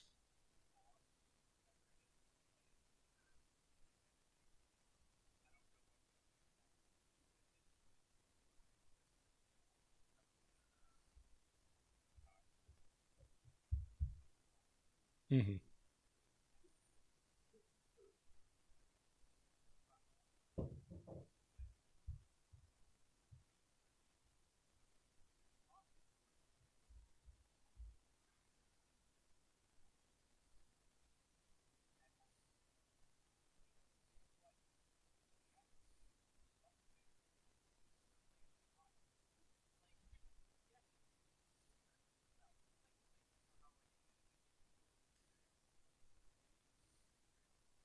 Yeah.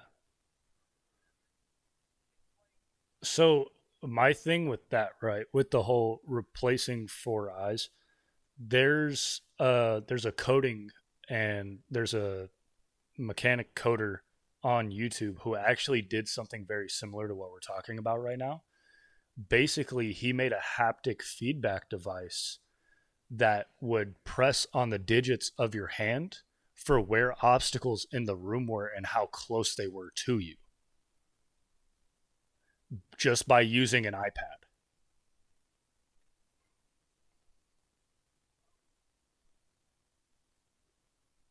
Yeah, sonar.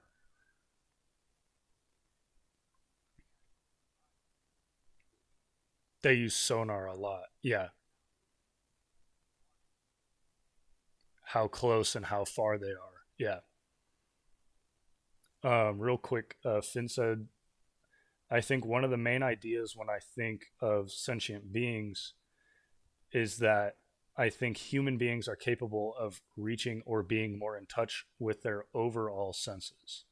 I think it's possible to train your body to become more sentient and train yourself to feel certain senses on how you train yourself.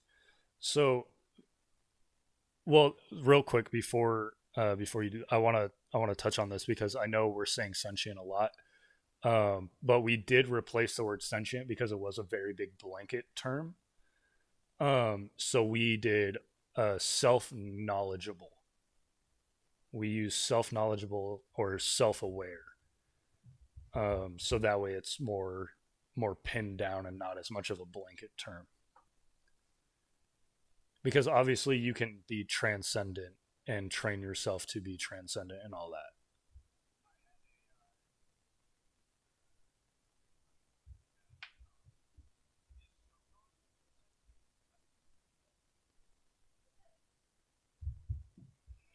It very well could be. It uses two. I would say it uses two senses. Yeah,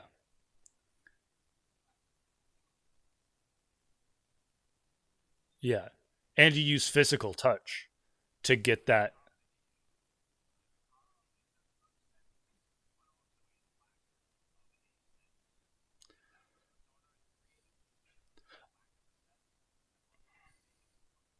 Yeah,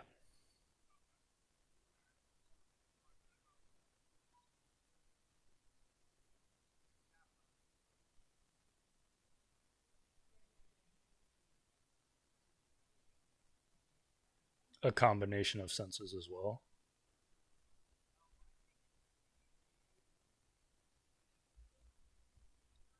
That's fair.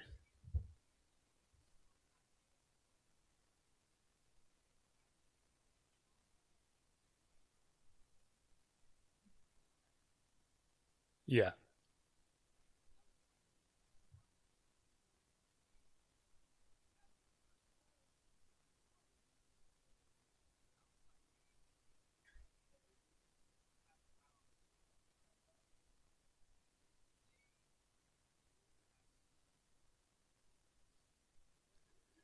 So to piggyback off of that, right?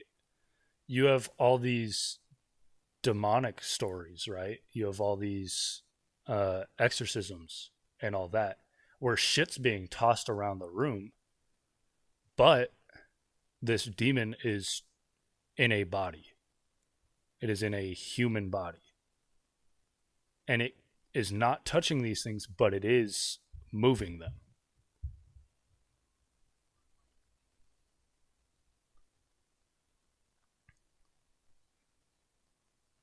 Yeah.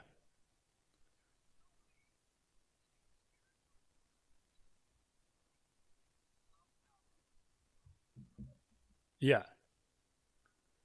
So that ties into the whole brain capacity thing of not using the brain to its fullest potential yet.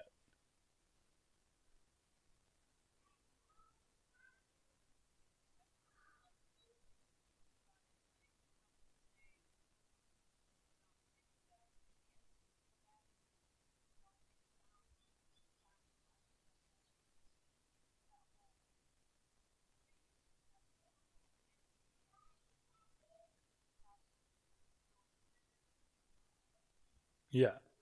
It's a form of generated energy that we have not yet figured out how to do. We haven't figured out how to generate that energy that they're using to do stuff like that.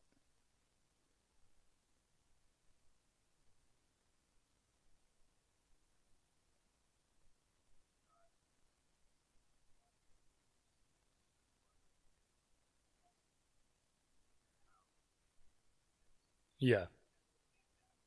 Hmm. And adapting comes into the whole evolution slash knowledge under arc.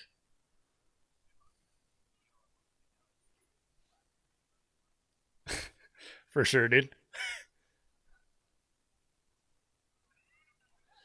Yeah, we're in a fucking dome, bro. We're in a dome.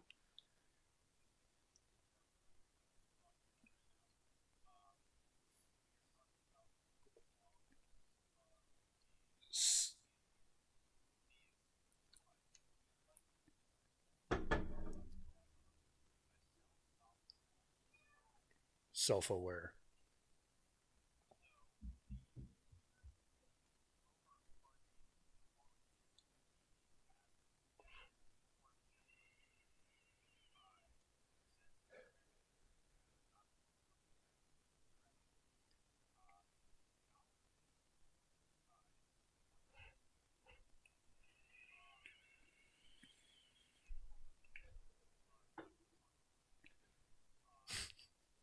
About to talk for 4 hours.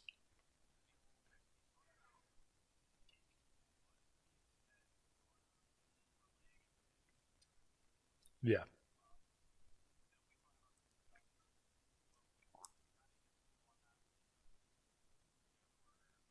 Exceptions and stuff like that.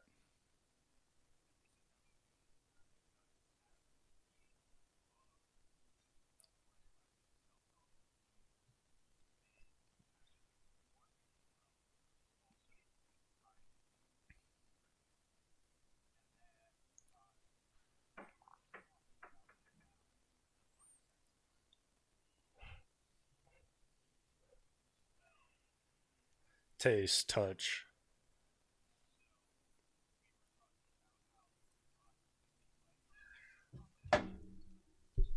Yo, Prime, thank you for the host, my guy. I appreciate it. We're just talking about hella shit right now. So y'all are in for a treat.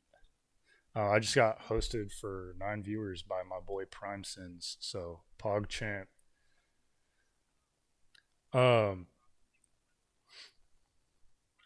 yeah, we were just talking about how we think there's definitely more than five senses.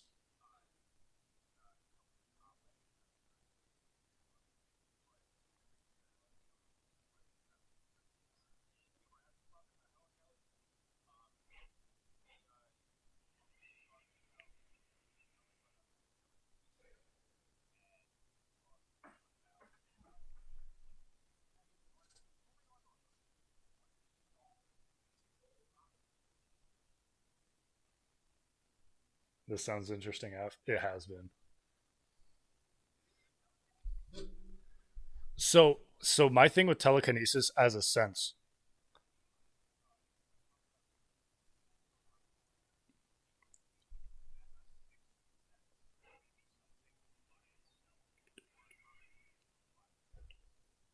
I feel like a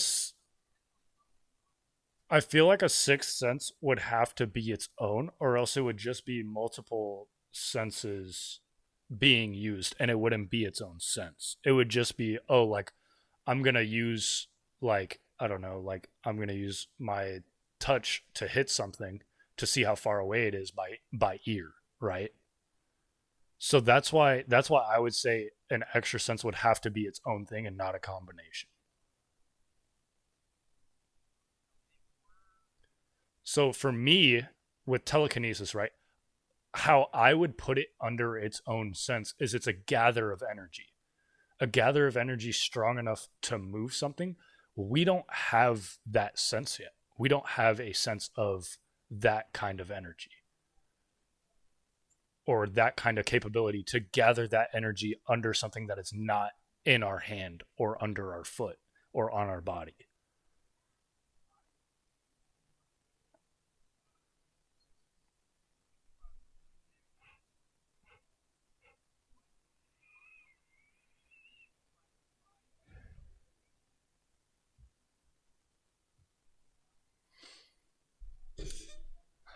That's a great question. Holy shit. Kind of just fucking stalled my mind for a second there. So,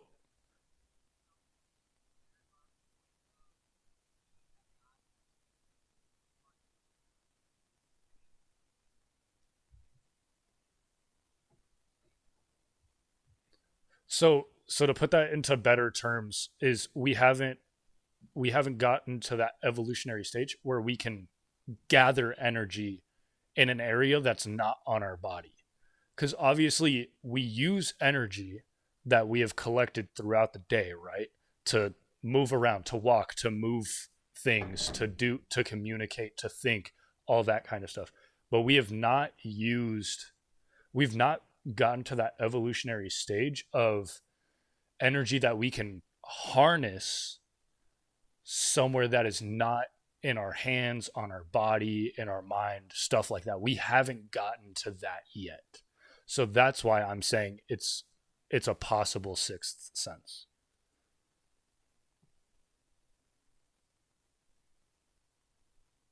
Because how Tony said it was, I forgot your exact words, but it was along the lines of like collecting energy and uh, like all that kind of stuff. Um, but like, so just to kind of put that into terms of like what I was like explaining pretty badly, um, is that we don't have the sense to harness energy, like physical or kinetic energy, in a place that is not connected to or on our body.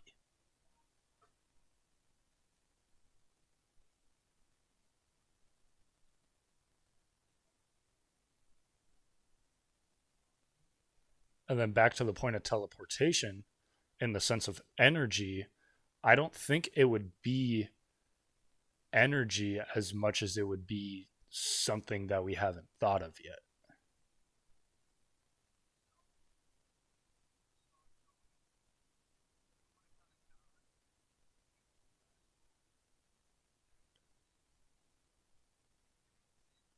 Yeah, the astral realm and all that kind of stuff. Yeah.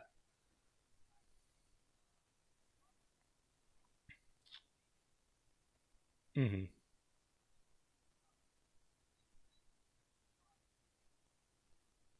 The human eye couldn't see. Yeah.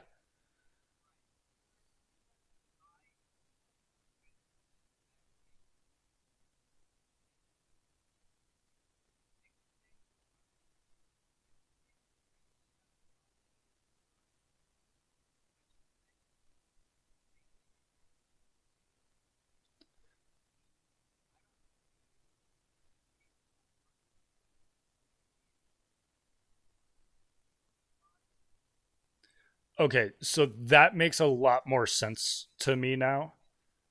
Yeah, so that makes a lot more sense to me now because when I'm thinking teleport, I'm thinking like Black Ops 1 teleporter and zombies, right? I'm thinking that kind of deal where you're like point A to point B instantly. Yeah, literally like the movie Jumper. Okay.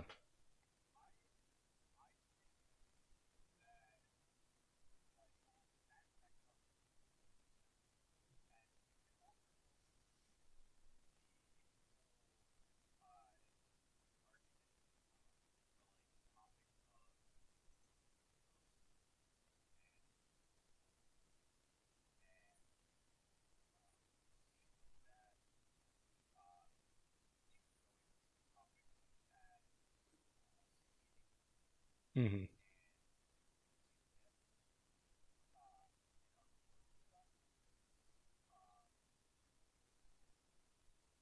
Yo, Sumo, thank you for the follow, homie. Appreciate it. Welcome to the Lion Pride.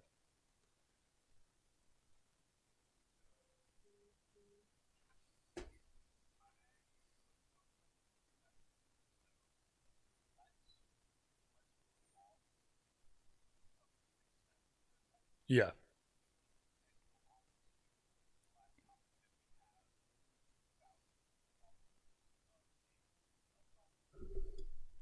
emotion. Yeah.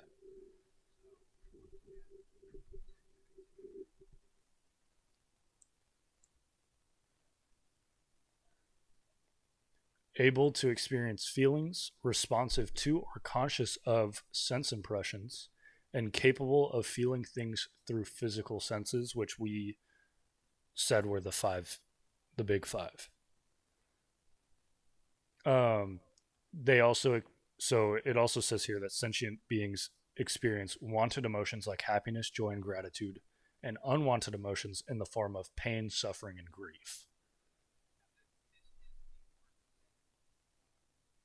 Yeah,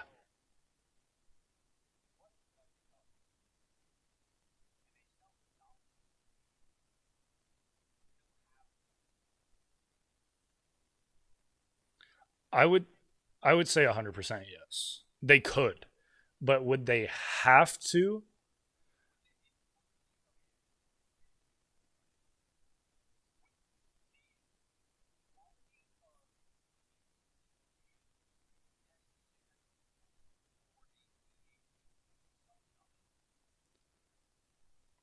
So, my thing with that, right? If you don't, because we talked about the lack of emotion thing already, right? Where serial killers lack empathy most of the time, meaning they don't have empathy for what they're doing, but they don't lack all emotions. They only lack an emotion or some emotion.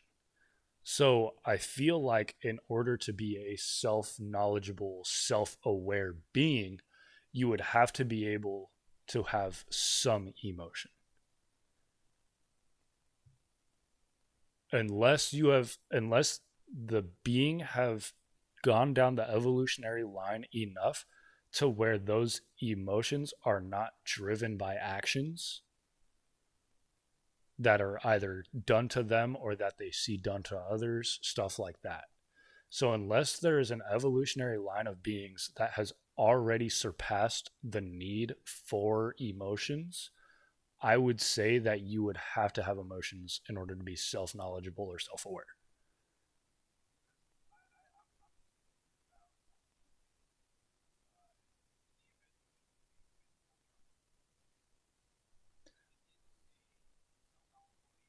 Mm.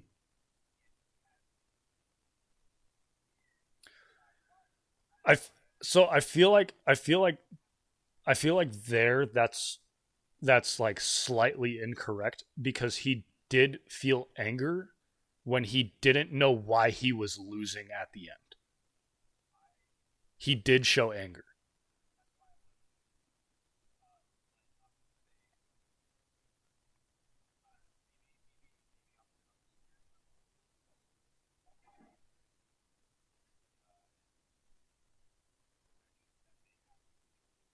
Yeah, because again, you have to keep in mind that this definition was written as a human being that has lived with emotions and stuff like that. So that's what we know as sentient because we think we are the only sentient or self knowledgeable. So if we put our minds into the theories that we have been talking about, ultimately the answer could be yes or no. There's no definitive answer yet.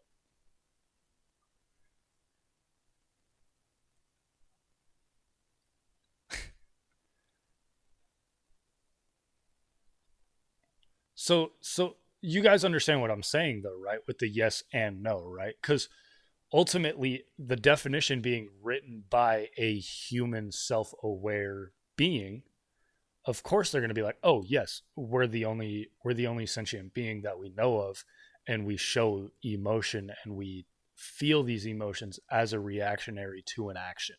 Right? It's a chemical reaction that goes off in the brain.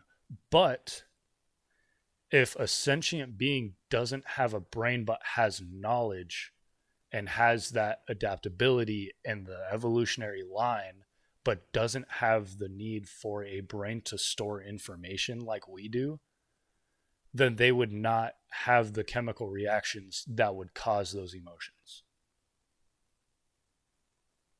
So that's why I say it's yes and no.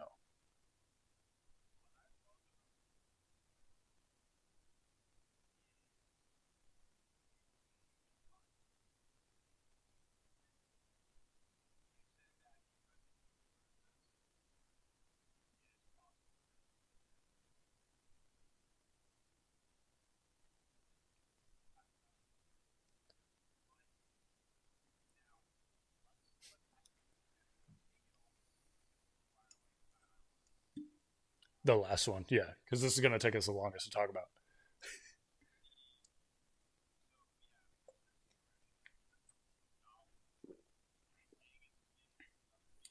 Do you want to explain sense of direction to your chat?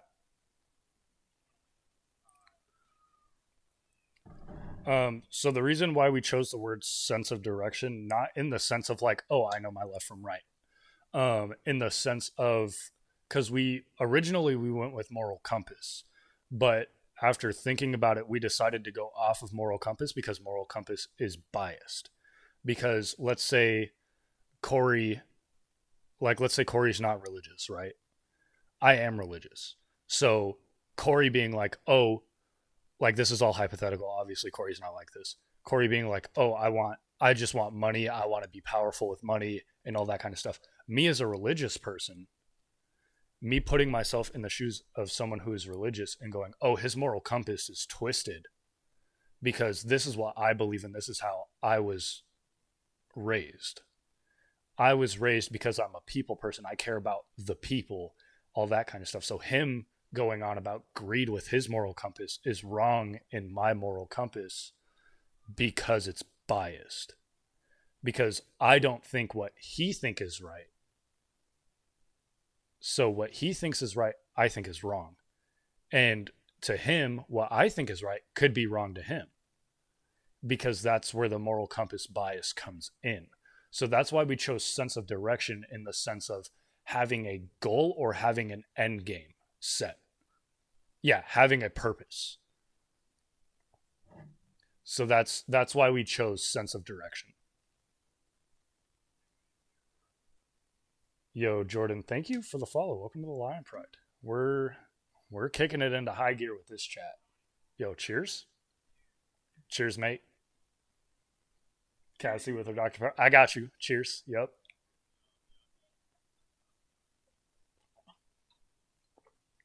I feel bad for Cassie. She's the only sober one here, and there's three tipsy guys going on about sentient life and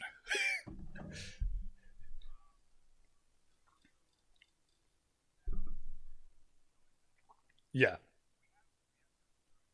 Hmm.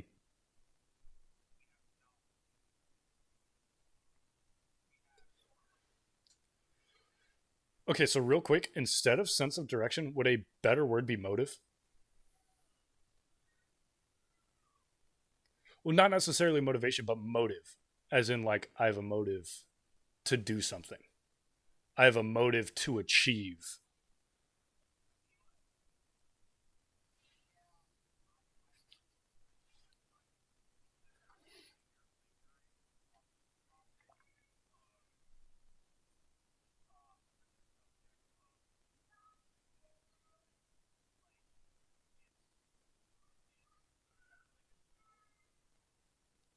Too close. Yeah. It's yeah, it's getting more, that term kind of goes more into a blanket term rather than a pinpoint. Yeah, okay. That's fair. Ju- Cassie Jordan says just turned 21.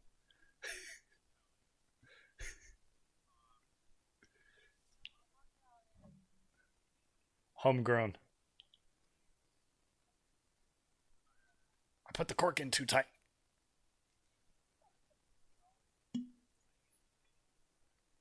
Mm.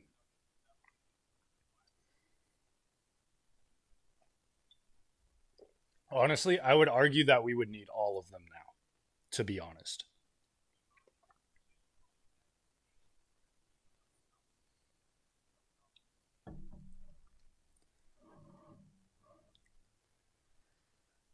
So I so again, I said yes and no because obviously we have the human bias where we think we are or we think that we are the only sentient being, in the sense of we don't know if there are or not because it has not been fully confirmed, and obviously we haven't talked to them to see if they have emotion. So I was just going to say, so like in that sense, if there's a sentient, self-aware, self-knowledgeable being, then ultimately if they have gone down the evolutionary line to where, like, let's say they don't have a brain because they don't need it, because they just have that knowledge, they wouldn't have the chemical reactions in the brain like we do that would cause emotions based off of actions.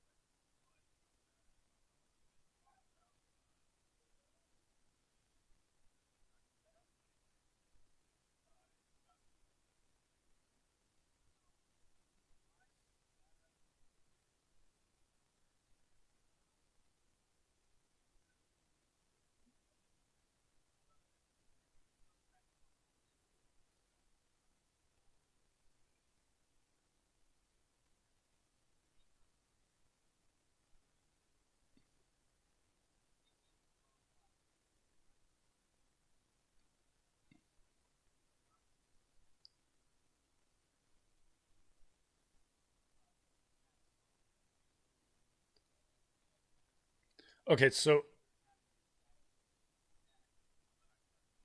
my argument on that real quick is that they were it was a hive mind in that sense.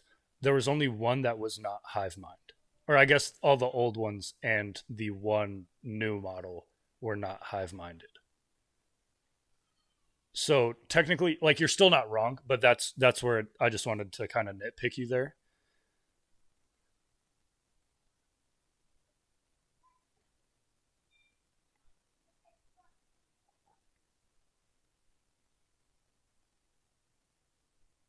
Same. Yeah.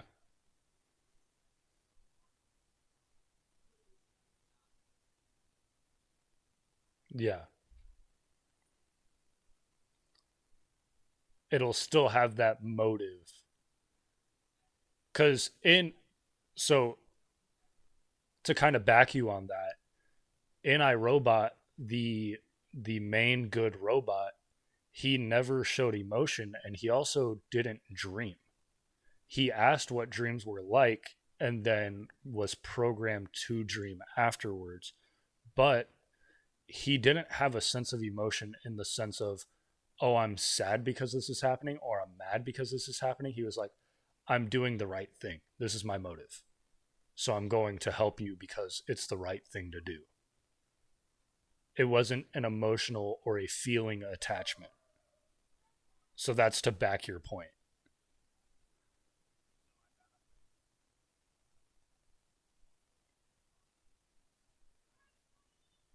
Yeah. I haven't seen it before. Yeah.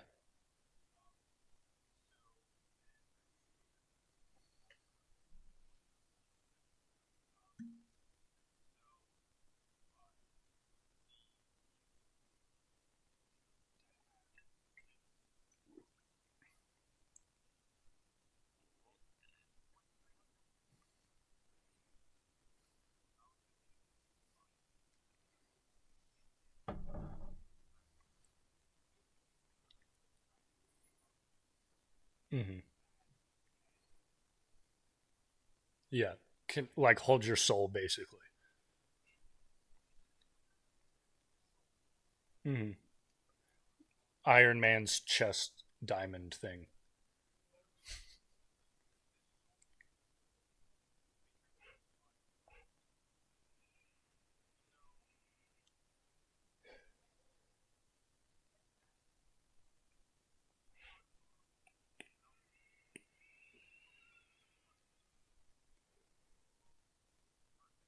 Yeah.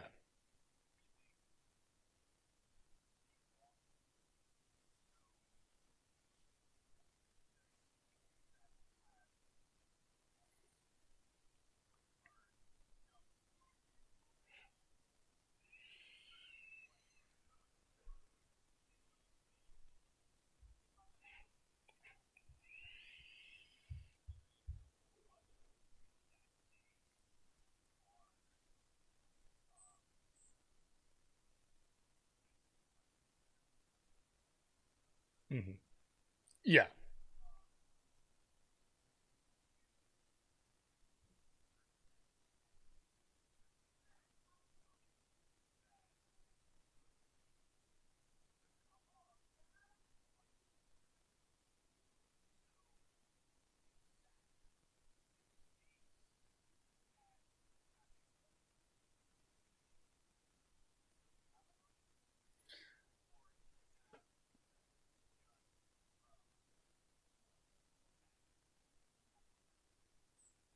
So I would say so to kind of go off of that, right? Being numb to an emotion. All right, I'll just keep talking about it though. Being numb to an emotion is different than not having that emotion. Because ultimately, you would still have that kind of gut feeling of the emotion, right? You just have learned how to hide it and how to deal with it faster and better. Because with having no emotion, right? Someone, like, let's say someone kills one of your family members, you're just like, no emotion, you know? You're just like, oh, well, all right, cool. They're dead. Can't do anything. Like, you just kind of shrug it off, like grain of salt type of deal. But as someone who is numb to emotion, right?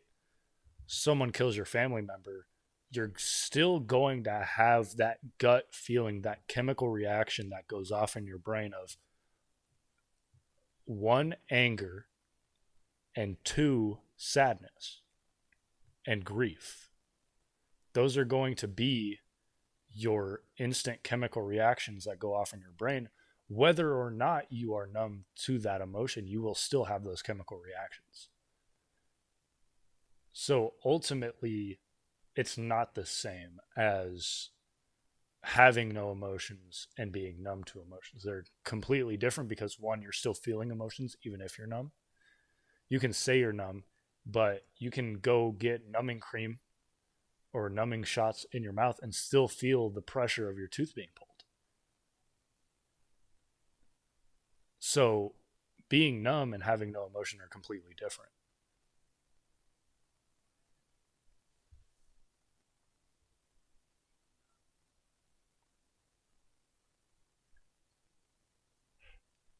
Yeah.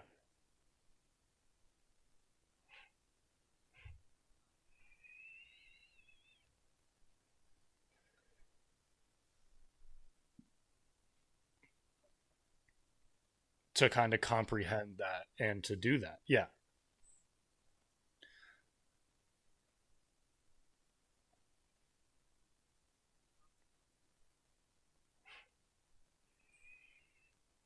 Yeah.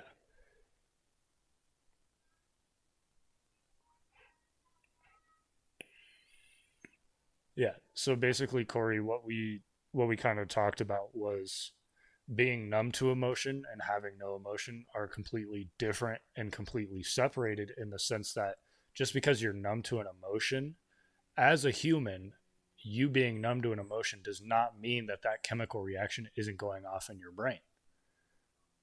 So having no emotion, if someone kills your family member, you're not going to bat an eye, right? You're not going to be mad. You're not going to be sad. You're not going to feel grief. You're not going to do any of that. You're just going to move on with life because it happened. You're just going to be like, well, I'm going to just carry on with my life anyways because that's all I know how to do, right? Whereas if you're numb to emotion, that chemical reaction is still going to go off in your brain. And the example I gave for that is go to the dentist and get the numbing shots. When you get your tooth pulled, you're still going to feel the pressure of your tooth being pulled out. You're still going to feel that pressure of them cranking down on your jaw to get under the root. Just because you're not feeling the pain, you can still feel that pressure. You can still feel the push and you can feel the release of your tooth from your jaw.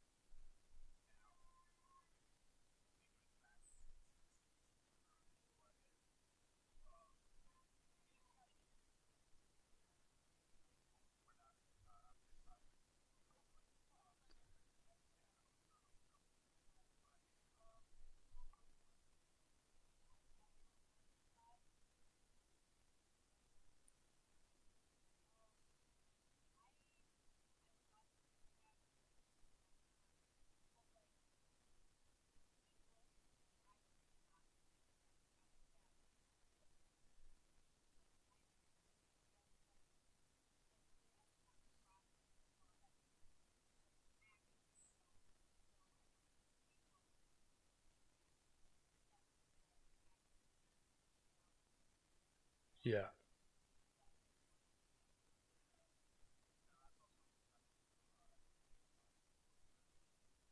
Yeah.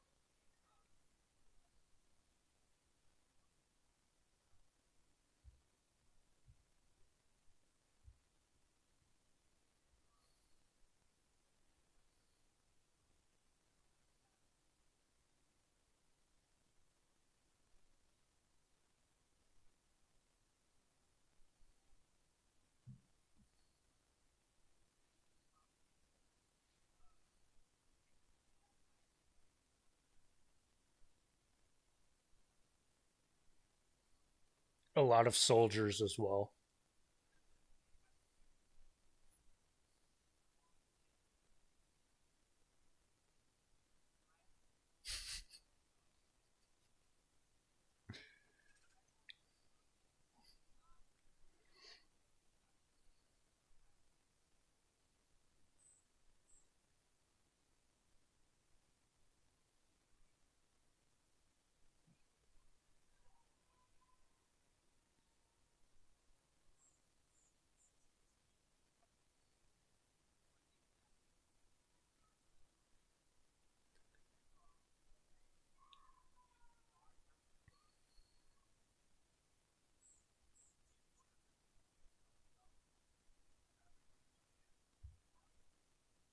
Yeah.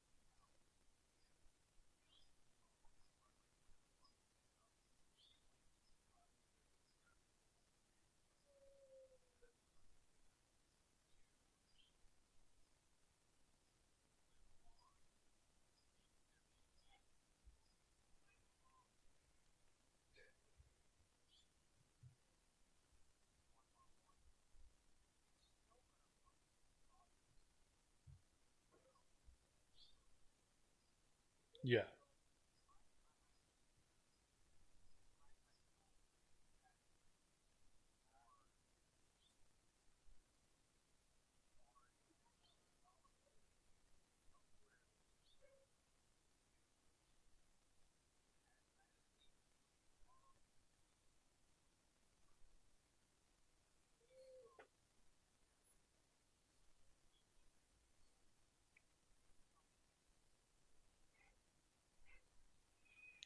So to kind of put like what I was saying into perspective with the whole yes and no, the reason why I also say no, and this was a reason that I didn't explain earlier, but obviously, the first reason I said of being no is like an evolutionary process that just rids all need of emotion.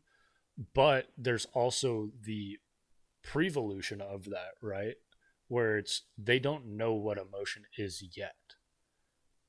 So they are feeling stuff and they are having, who knows, if they have brains, they're having that chemical reaction, but they just don't know that it's an emotion and they just don't realize what's happening. But in like some movie cases, right, they'll be like, oh, so this is what love is, right? And that's their first emotion that they actually can name because it's the first time that, other than their being their race, this is the first time that they've experienced an emotion, and it was because they were taught what the emotion was. Because in like I forgot what movie it was, but in the movie, in their world, the alien or the life form's world, they didn't show emotion towards each other. It was kind of like, like I said with the jellyfish, right? They just reproduce and do their life thing, right? And then for some reason it was on Earth, and then it experienced love with a woman and all that kind of stuff, and now it knows what love is. So that's why I'm saying yes and no. And obviously that's all Hollywood and all that kind of shit, so we don't know if it's possible or not.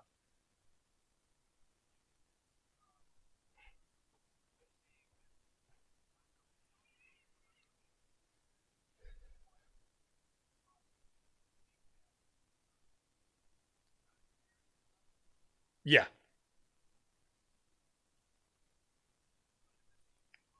they're still having that chemical reaction well, we know as a chemical reaction, obviously, but they're still having that go on. They just don't know it's an emotion or a feeling because they haven't had that knowledge implanted, that kind of thing.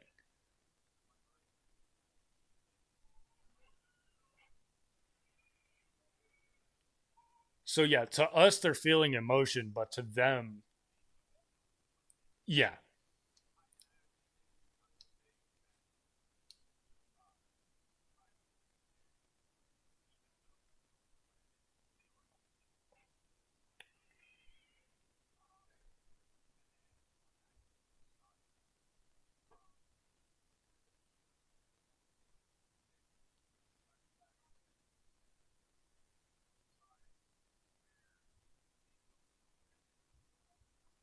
The other side to the no, or to like the yes and no. So there was two parts to the no, which was the prevolution and the evolution.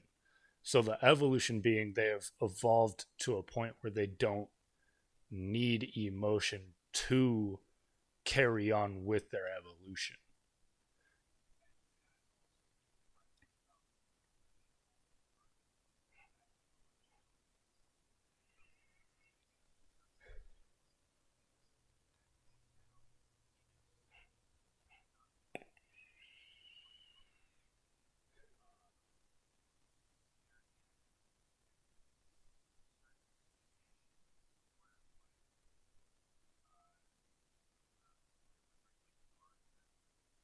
Yeah. So yeah.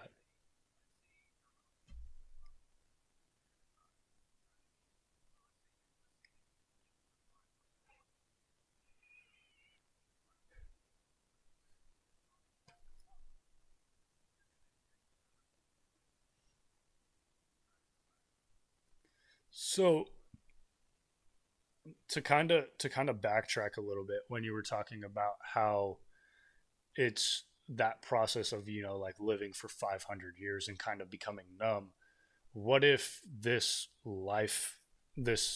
self-aware life form, self-aware being doesn't have that kind of evolution where they're living for so long and becoming numb, but they are still doing like what we would do, where it's the reproduction system, and slowly over time, like let's say they do have brains, right? Let's say their amygdala just stops being the amygdala, right? So they are no longer experiencing what an emotion is in that forward evolution.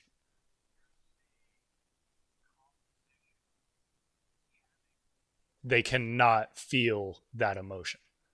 Yeah, but they are still a self-aware, self-knowledgeable being.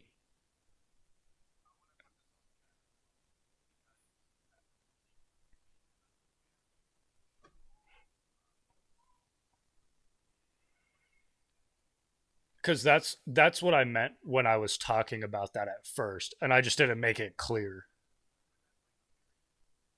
Yeah,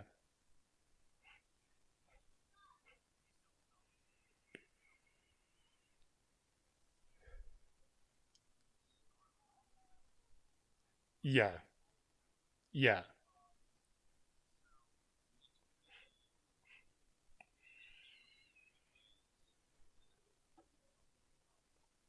Obviously, I mean, shit, we might tonight. Who knows? Straight up, just give everyone food. Easy, done.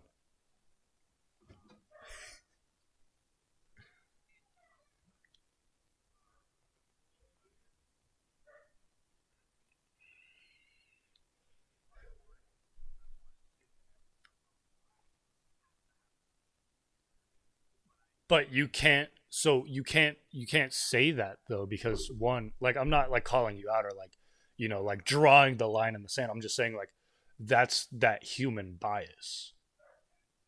Because in my heart, I want to say, yeah, you have to have emotions in order to be a self knowledgeable being. But I know in my head that that's me being biased because for so long I've thought we're the only self knowledgeable being, but we're not.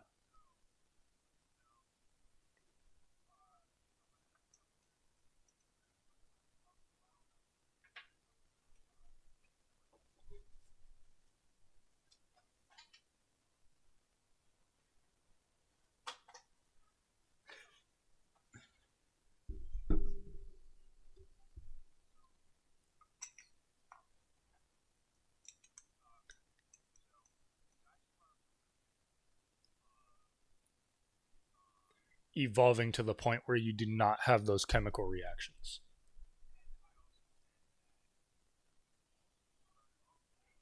Yeah.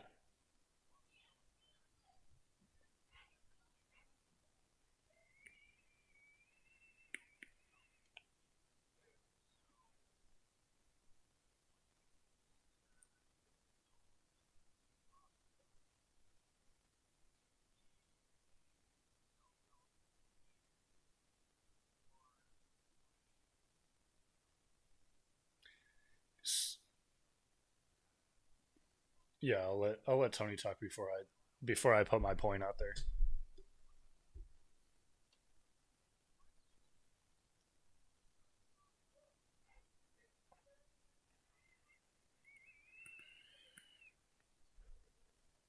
Hmm.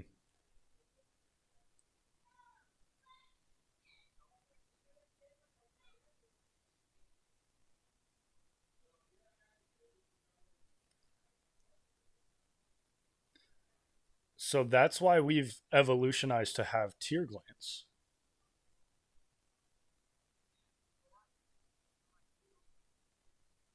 Yeah, they laugh, they'll whine, they'll move their hands. They'll physically communicate.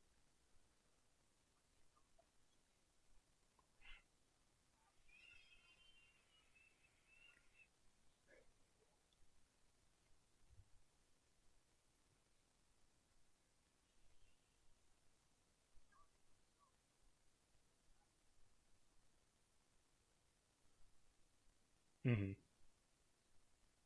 We just had how we communicated.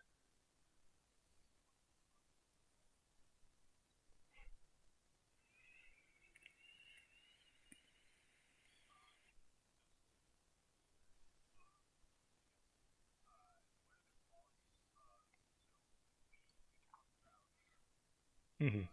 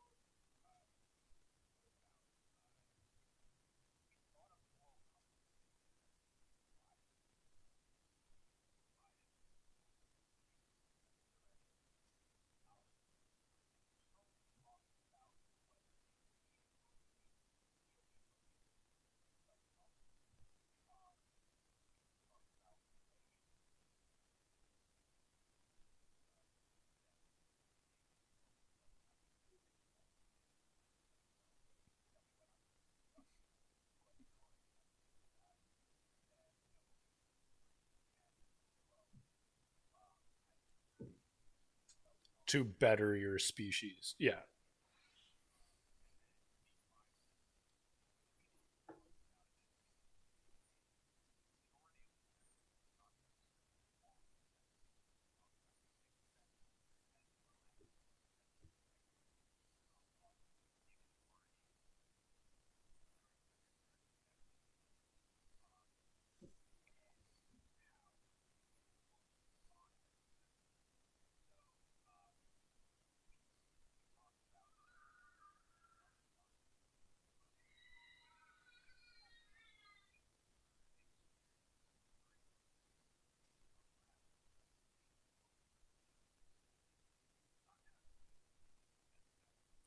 chemical reactions.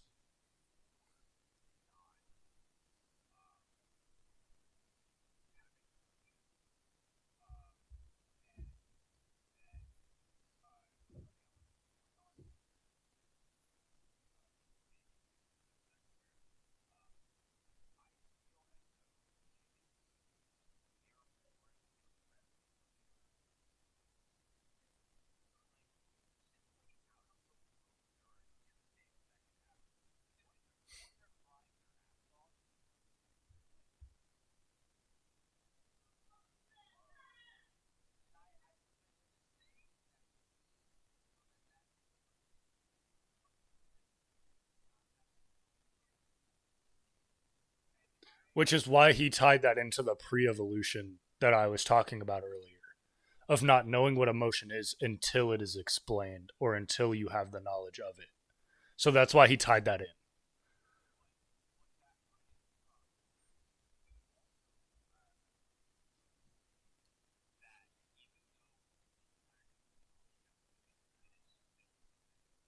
Yeah. Hmm.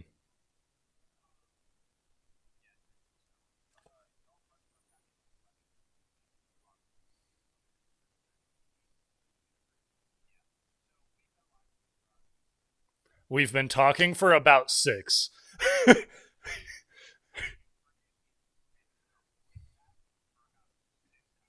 Yeah. We've been on it for, yeah.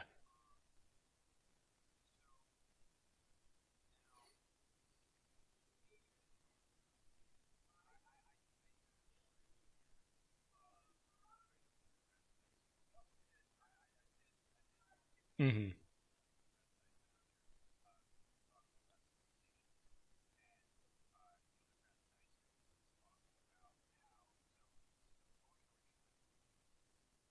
We brought up the sandbox theory and all that.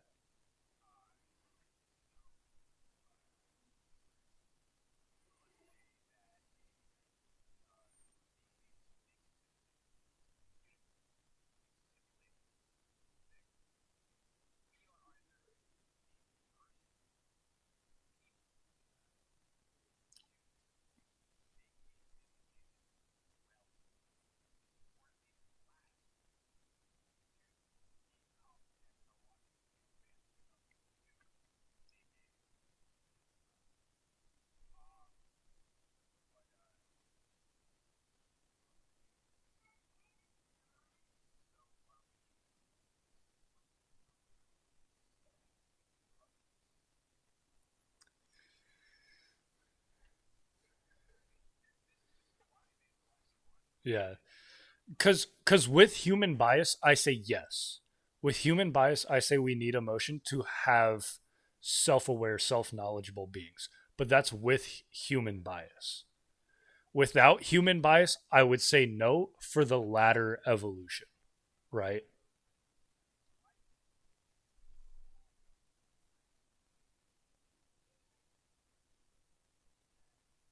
Okay, let me rephrase the question, Tony, before you answer this. Do self-aware beings need emotion instead of putting we there? Do self-aware beings, yeah, do self-knowledgeable, self-aware beings need emotion to be what they are?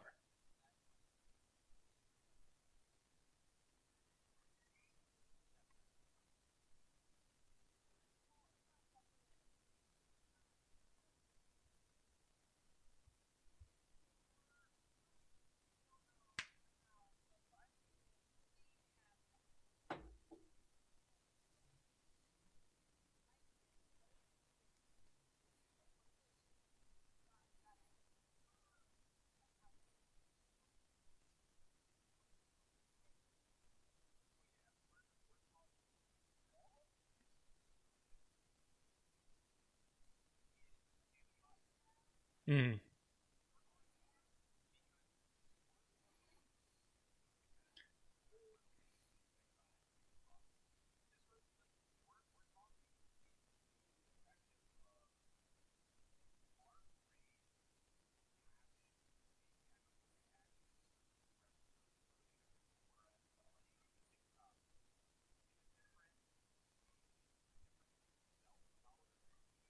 could just not have chemical reactions at all.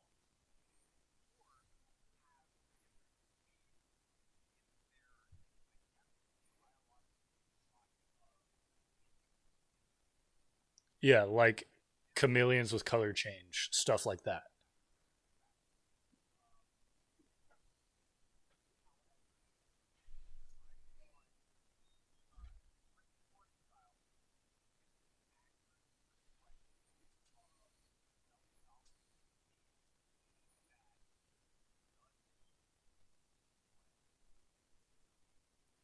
So, see, here's the thing though, right? Everything that we've seen on TV in movies when it comes to extraterrestrial have all been human bias to have emotion. So there's no way for us to explain a being that we've seen in a movie or seen on TV or seen in a cartoon that doesn't have emotion because they've all been portrayed to have human emotions to make them relatable and all that kind of stuff. So I feel like ultimately the answer to the question is no. Self knowledgeable, self aware beings don't need emotions to be self knowledgeable or self aware.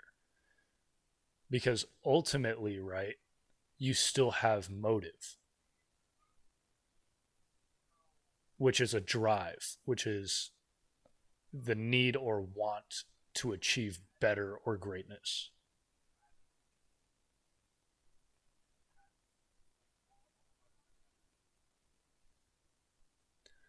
I'm saying no.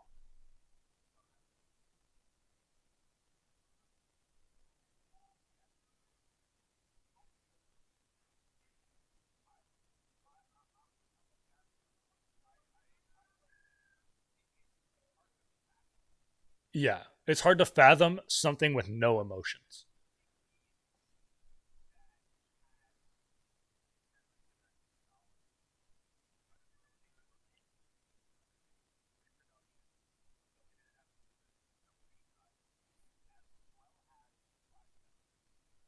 And not have emotion.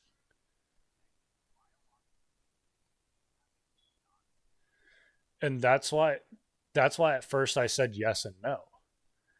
Because at first I'm like yes because human bias, right?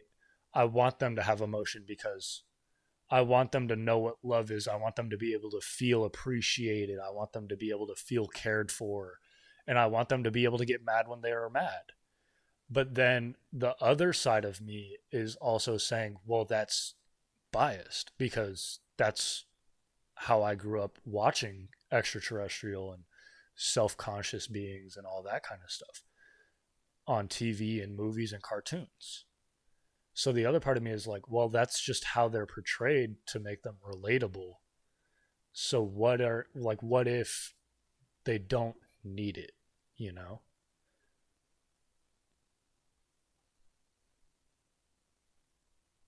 Yeah.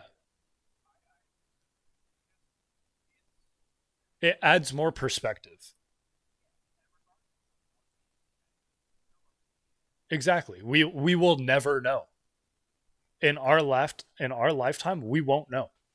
We won't have that answer, but we will have this conversation recorded for history.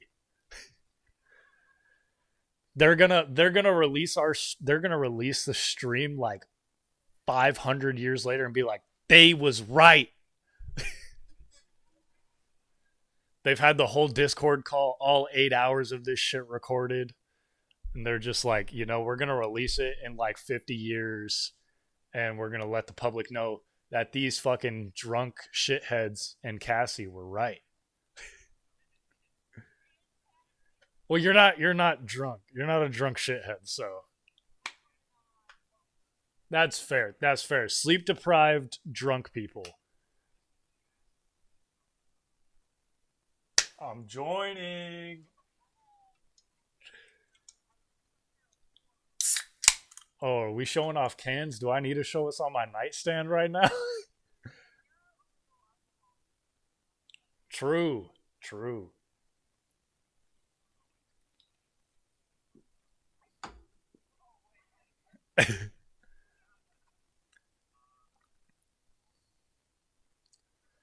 So Jake Force and Bot, I know you guys are just joining in on this conversation, but if you guys do have anything you want to add, like if you've been tuned in the stream or just off the conversation that we've been having right now, if you guys have anything that you want to add, go for it. If you guys have ideas you want to throw out, topics, anything, go for it. Yeah, Corey's chat, my chat, literally anything.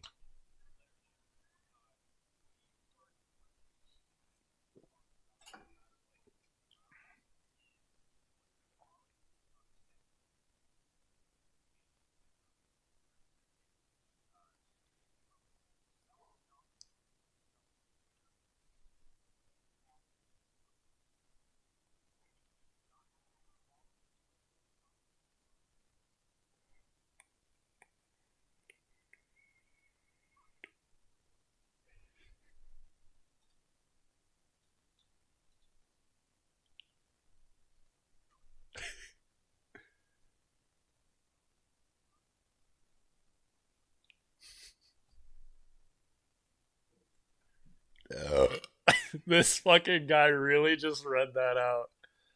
This guy really just fucking pulled that excerpt. That's crazy.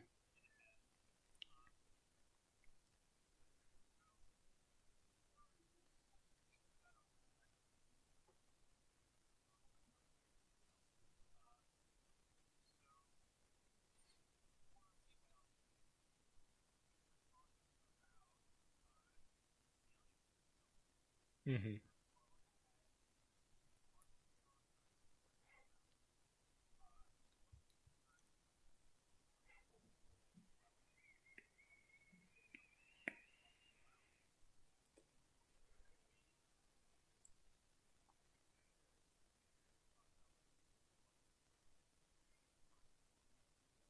Try to breathe because no one's tried it yet. Like that whole deal. Jake Force said in Jen, "Oh, we talking about my brother."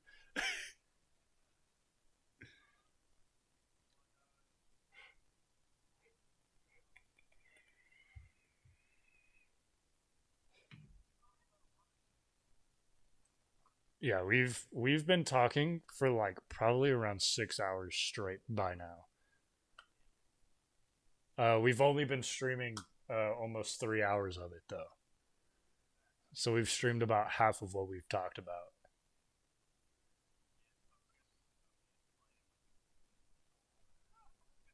Hey, Tony can play with these inflatable balls, you know.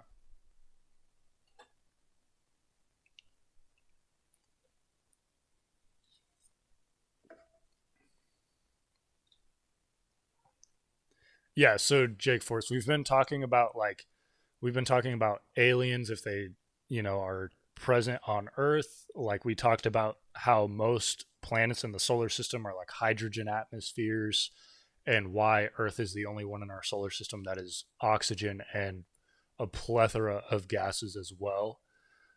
So we've talked about all of that and like why there are small traces of oxygen in space itself, but we ultimately haven't tested if we can even be out of a spaceship without a suit on.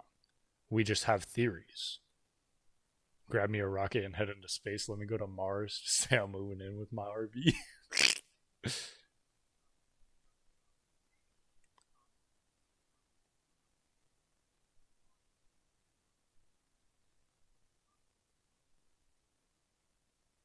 That's right. Converting carbon dioxide is what we were talking about. We were talking about, is it possible to basically use photosynthesis, or not photosynthesis, but the or is it photosynthesis? I don't remember. But to be able to use photosynthesis ourselves for an unlimited supply of oxygen. So Jake Force, Corey and I are both streaming.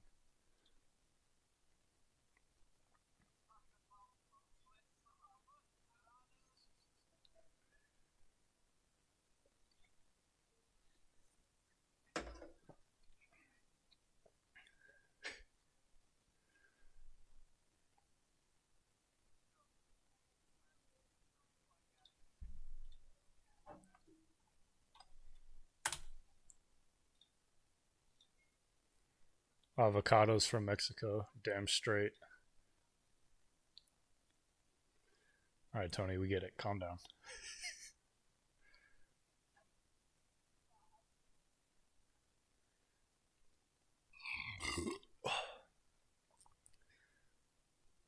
But yeah, what other topics did we talk about that like we could have honestly gone on about for hours?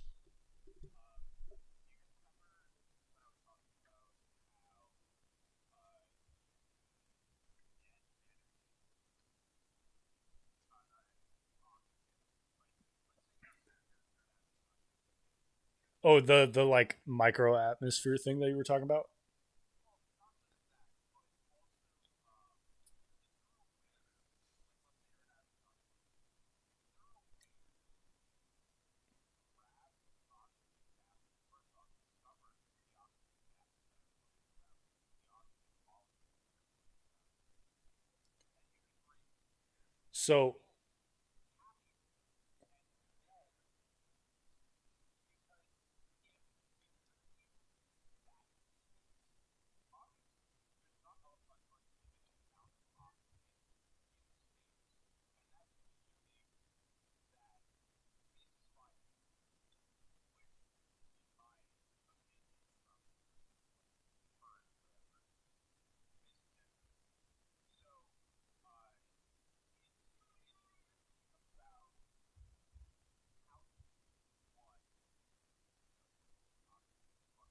So my thing with that, right?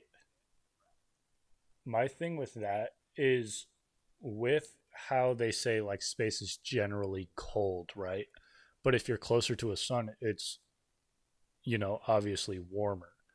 So depending on your distance from the sun, and most likely what happens is the atom doesn't slow down, like the oxygen molecule does not slow down from when it is closer to the sun. So ultimately, that oxygen is traveling so fast that one, you would have to be able to predict where it's going to be within the next couple seconds based off of a speed that you can't calculate.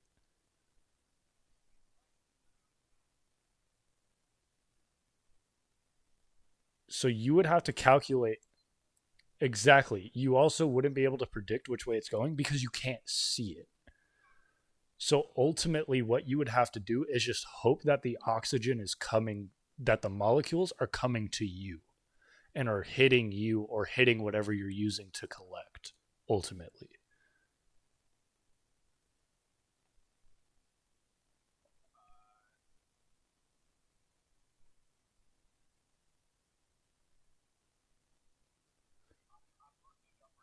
Because the only friction in space is other, one, other molecules, and two, atmospheres, asteroids, meteors, and all that. Those are the only forms of friction, and that's collision.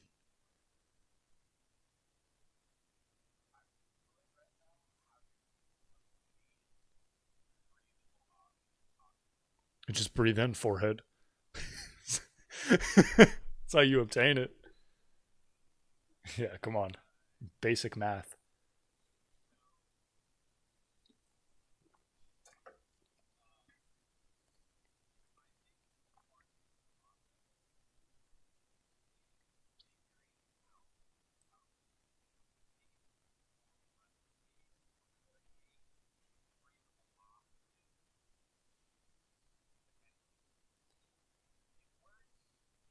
So, with that, right?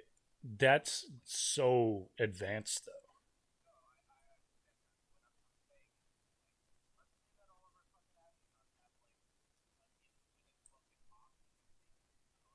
though. Mm-hmm.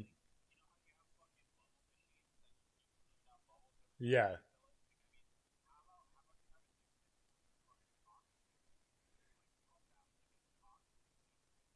yeah.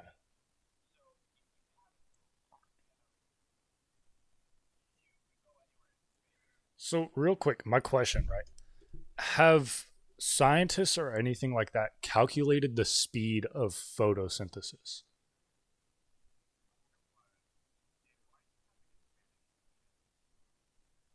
Does anybody know if the speed of photosynthesis has been calculated?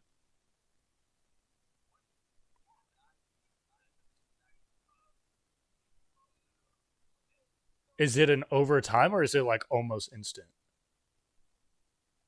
Okay.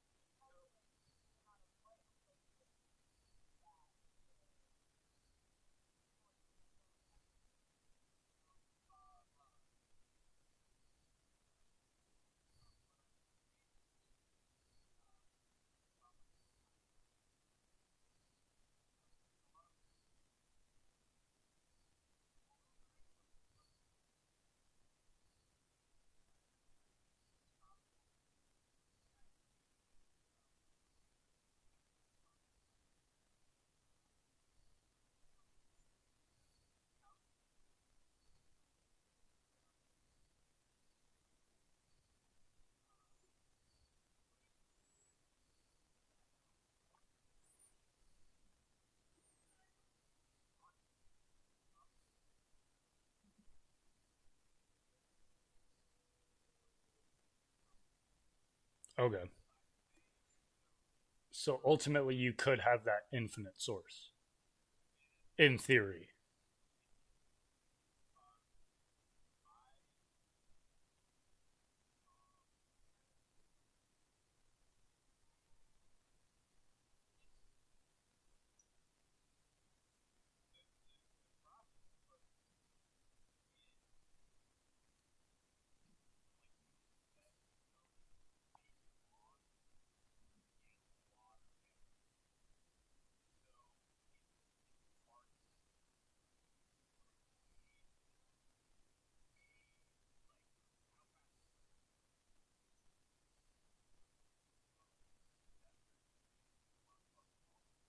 Yeah.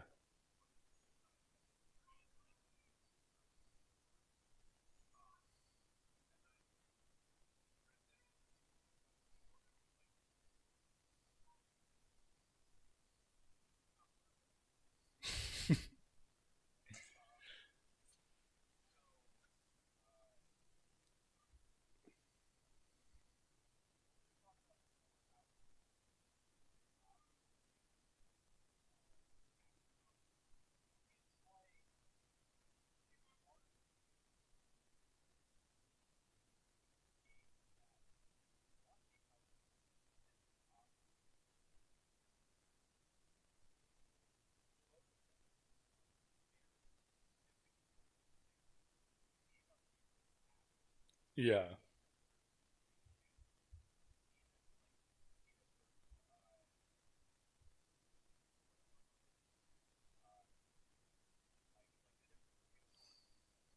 Yeah.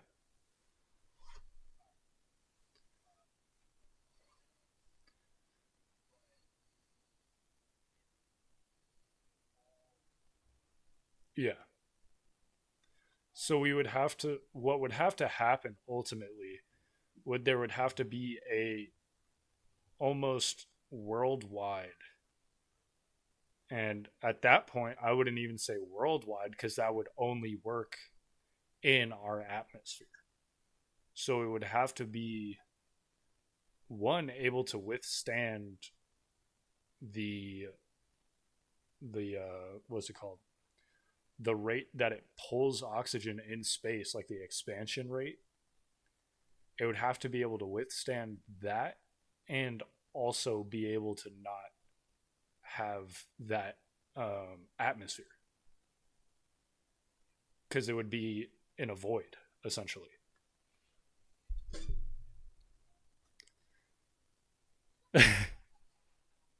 Everybody gets a leaf on their fucking little glass. Just make sure you exhale directly on it, or else you will run out of air eventually.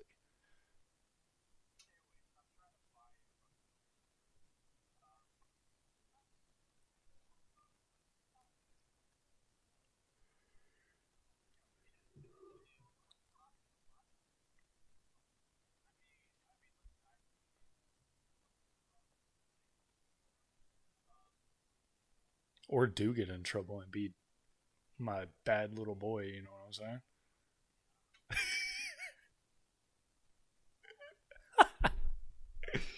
Oh man.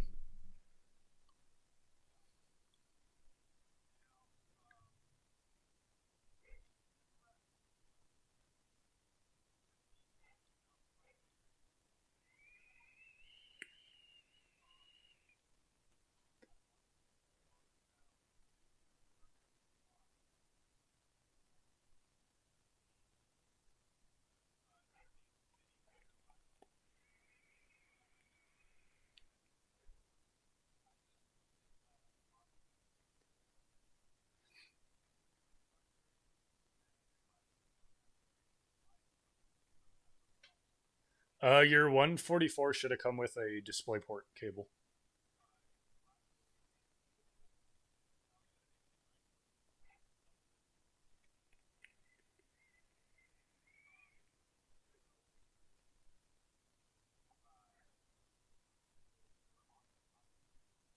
And we did come to the conclusion that Area 51 is an alien testing ground.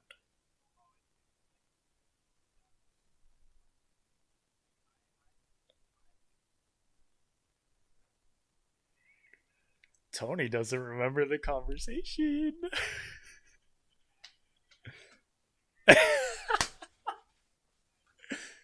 Can neither confirm nor deny the information given.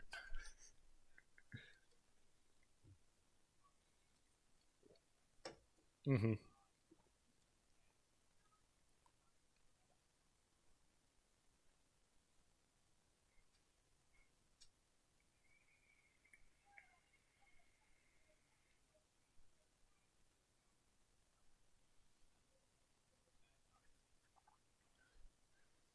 Yeah.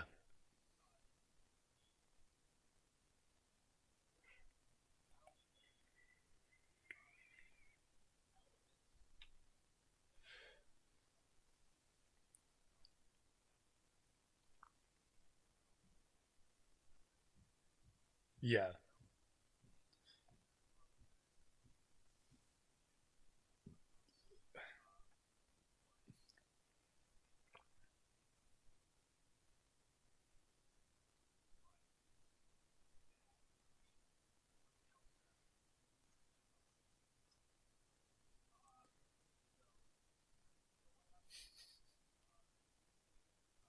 Tony's just over there smirking.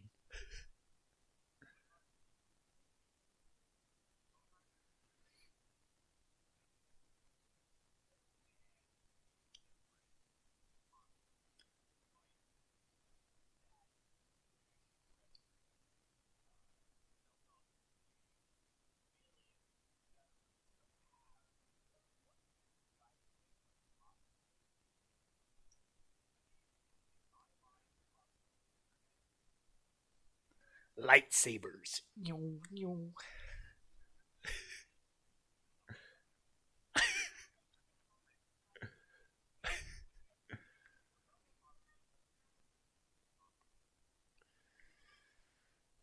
Like for us to achieve?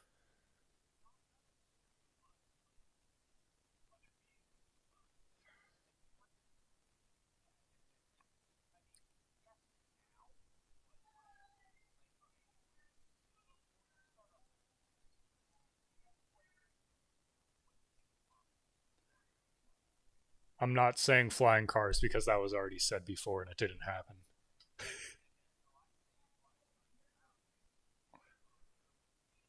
True.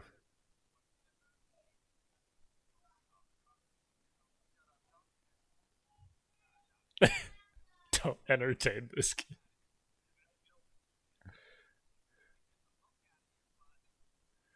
I'd say like what's achievable now. I'm gonna start with what we can achieve now with how magnets work. Right, people have been able to make magnets essentially float and just defy gravity based off of the push and pull poles of a magnet. They've been able to make magnets sit up and support weight. So ultimately, magnetic railways, I feel like, are in the very, very near future where they can propel trains. Yeah, I'd say like railways, even roadways at some point. Obviously, that would be a harder advancement just because of how mainstream, like car transportation and wheeled transportation is right now. But I feel like what they might start doing is when it comes to moving into that kind of magnetic force transportation would be trains first just to see how well it works for moving mass cargo. Because if it can move mass cargo more efficient than having to use like a coal steam engine or something like that, it would ultimately be more efficient because one, you wouldn't have to use any sort of energy or fuel or anything like that to move these mass amounts of cargo across the entire country because it's a magnet propelled train railway.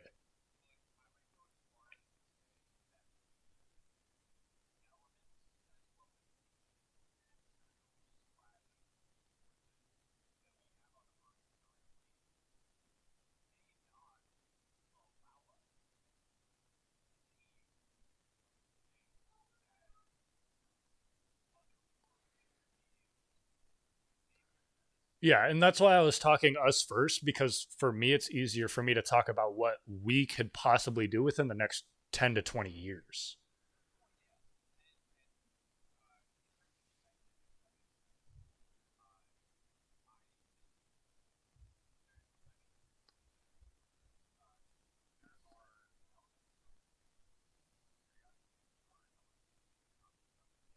Hmm.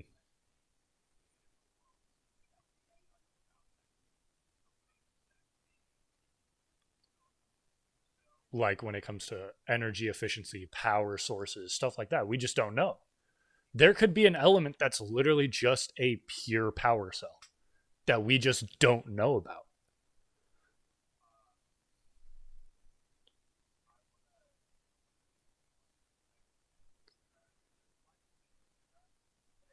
I'll be right back. I'm gonna go pee, so y'all can keep talking. I'll still be listening, but I'm gonna run to the bathroom.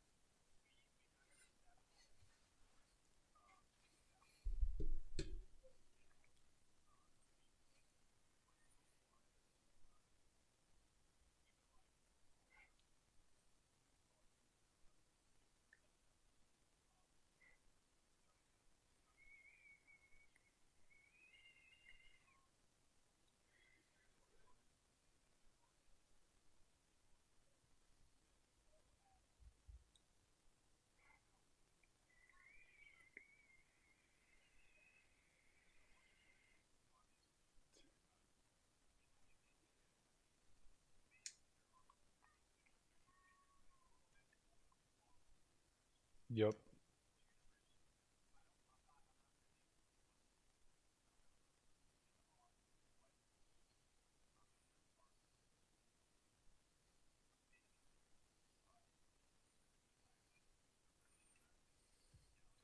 It's a galaxy, universe, cosmic web, stuff like that.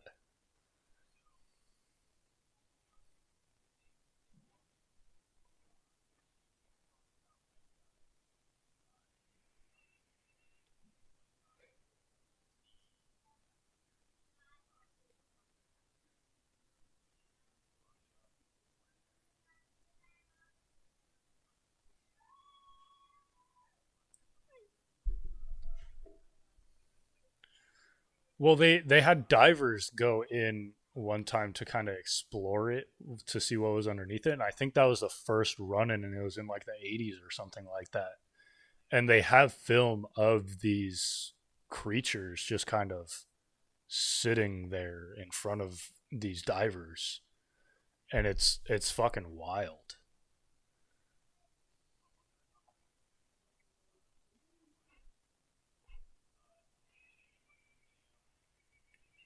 What were you gonna say, Tony?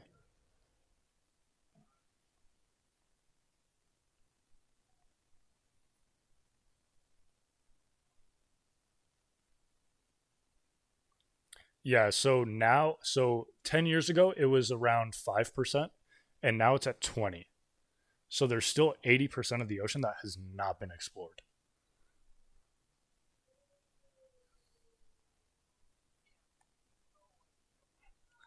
It's crazy that we still know more about space than we do our own waters.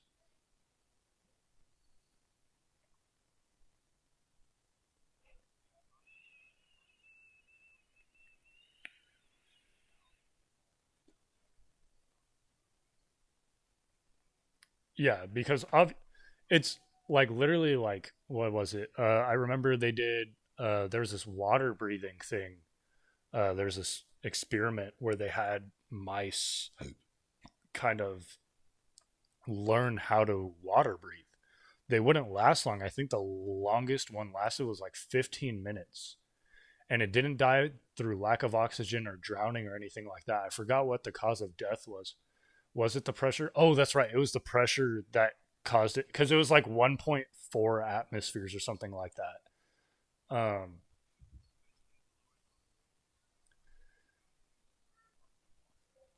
Because they did like a simulation of like a pressure chamber almost, and they were like the rats wouldn't die from drowning or lack of oxygen or anything like that because they were well oxygenated because the water is partially oxygen, um, which was crazy.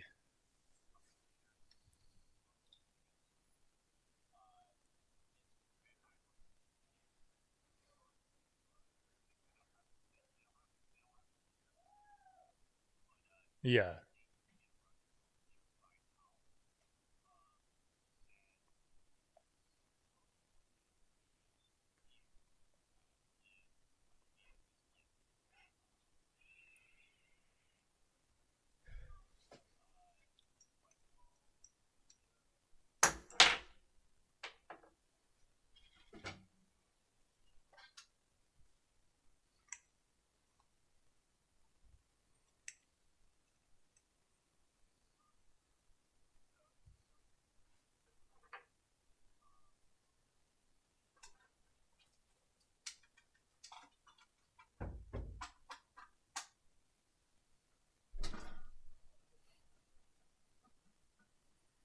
I wish your stream wasn't frozen for me. That'd be dope.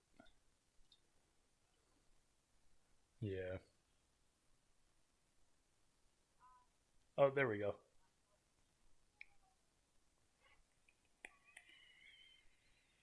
Yeah.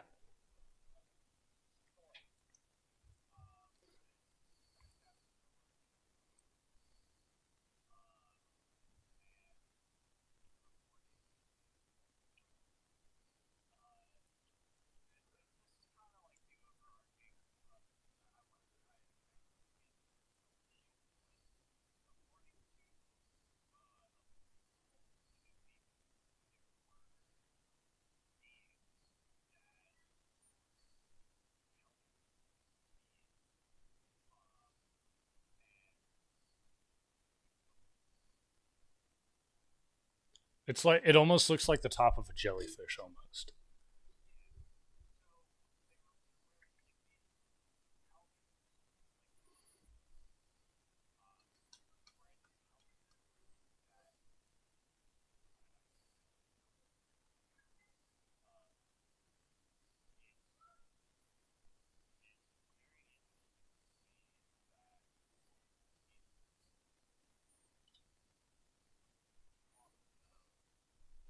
The same type of being.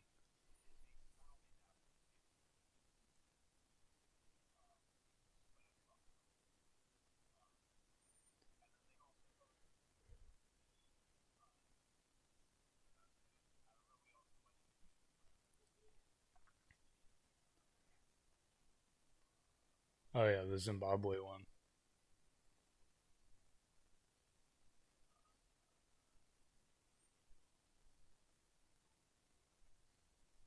What?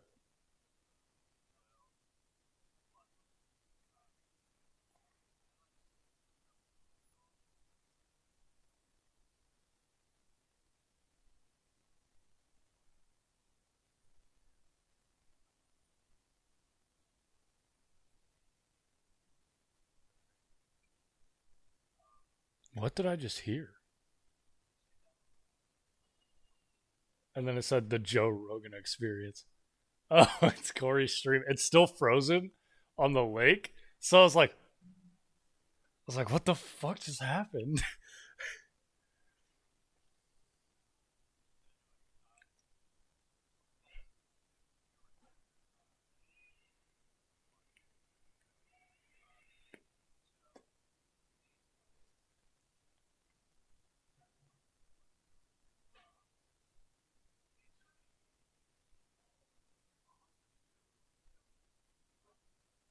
Yeah.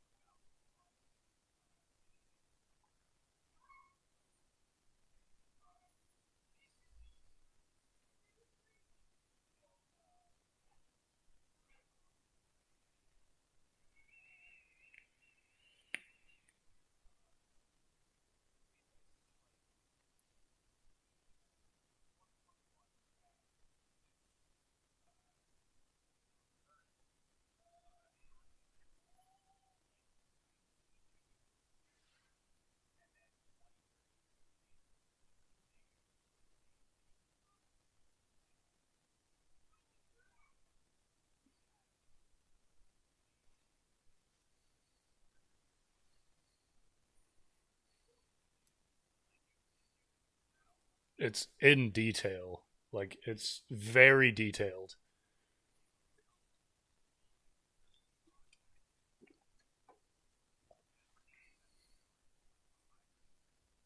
Yeah, I haven't either, but I'll have to check it out for sure.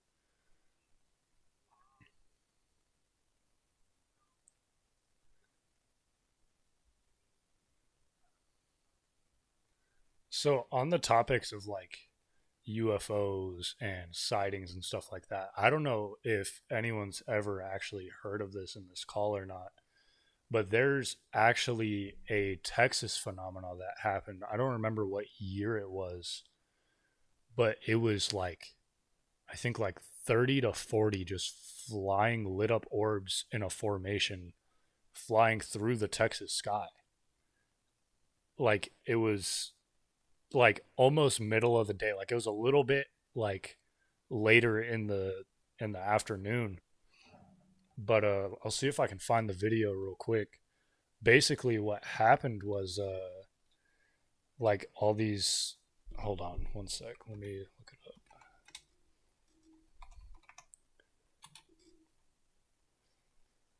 It was like super crazy cuz they were like in a perfect line and they were just flying through the sky. It was absolutely fucking insane. I'll see if I can find it.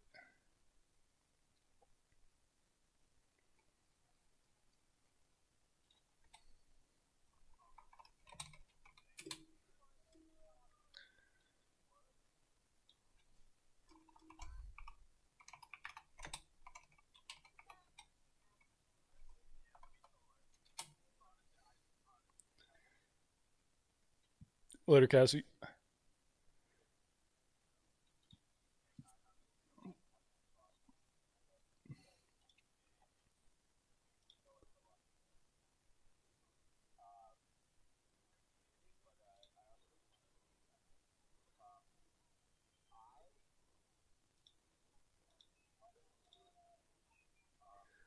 I'm trying to find it. There was one that happened not that long ago as well. There's one that happened. It was like the same exact event. It happened over Houston and Miami, and that one was like 2 or 3 months ago.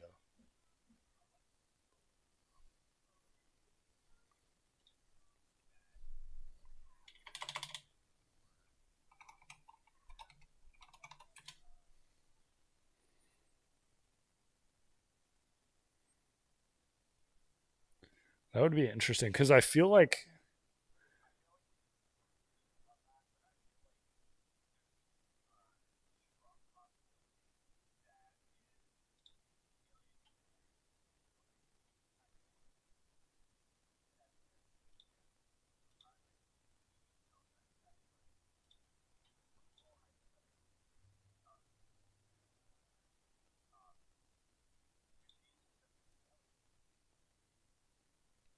it's very possible.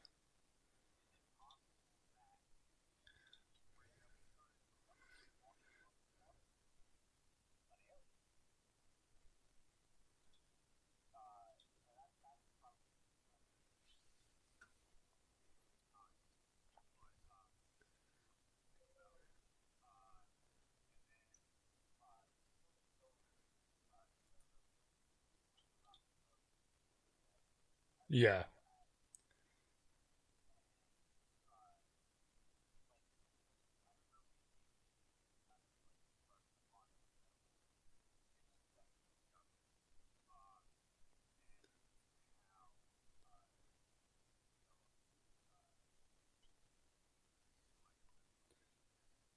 yeah,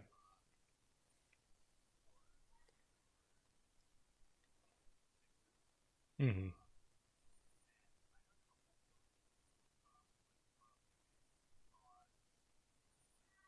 yeah. I'm pretty sure it's literally just called Sixth Sense.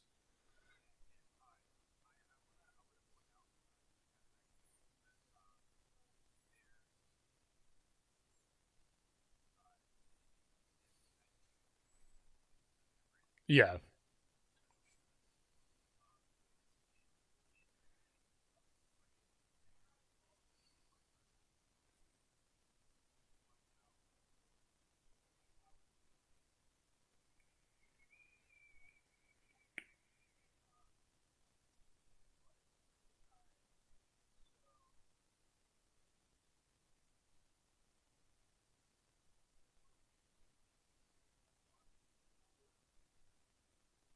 Oh, never mind. I know exactly what we were talking about.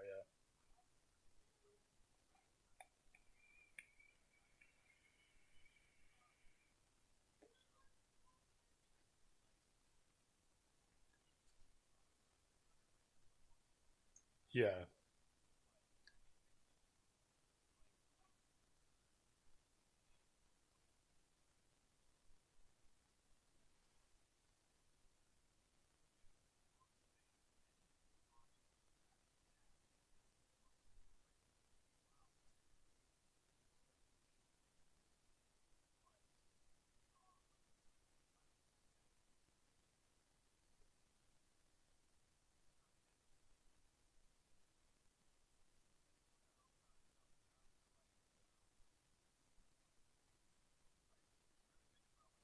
Good night, Tony.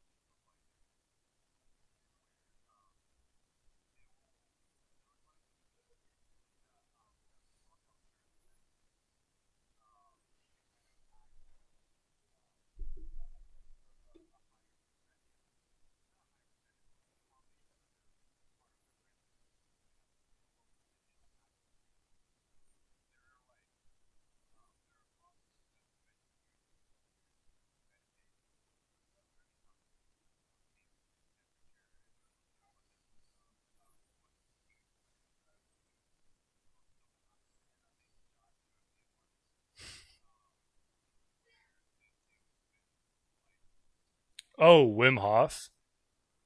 Yeah.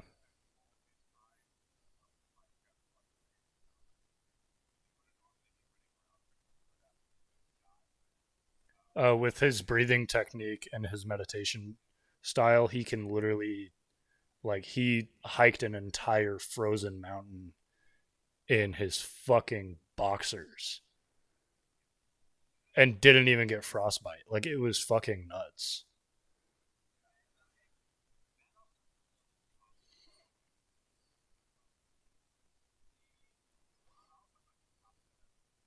Yeah.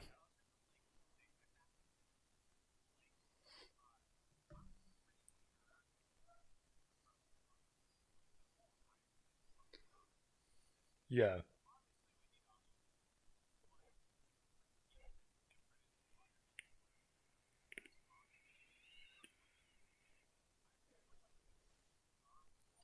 Well, okay, so here's the thing with that, right?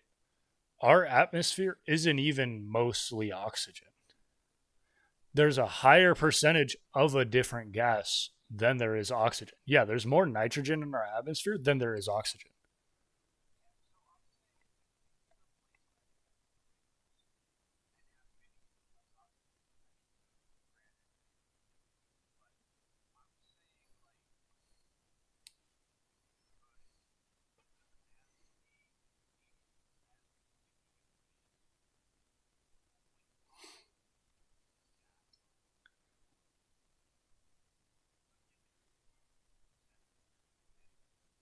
So my thing with that, right?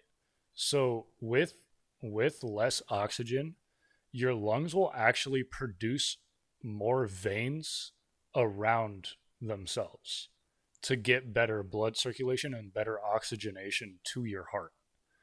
Um, and that's why a lot of marathon runners and a lot of long distance runners will train up in the mountains because there's less oxygen and the air is thin, which just means that there's less oxygen up there. So that will form more veins around their lungs for better oxygenation and all that kind of stuff. So ultimately, we can already evolve to that less oxygenated atmosphere just by being in it long enough.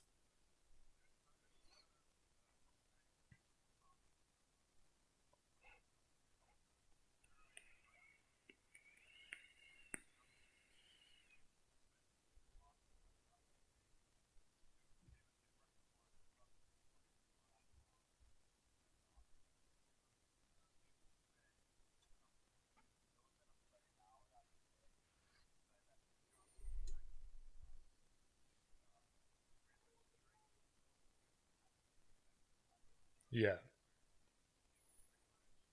They'll lower the oxygen levels in that oxygen tank.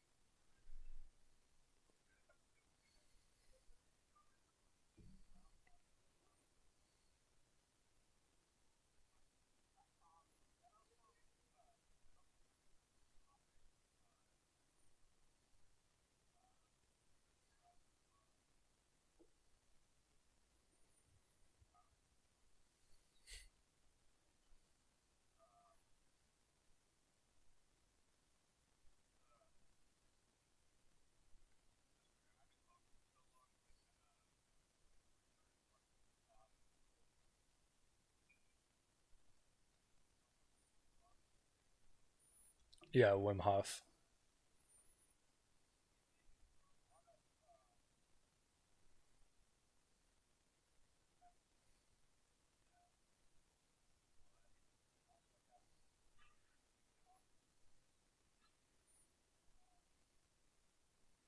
Mind over mind over body or whatever the fuck it's called.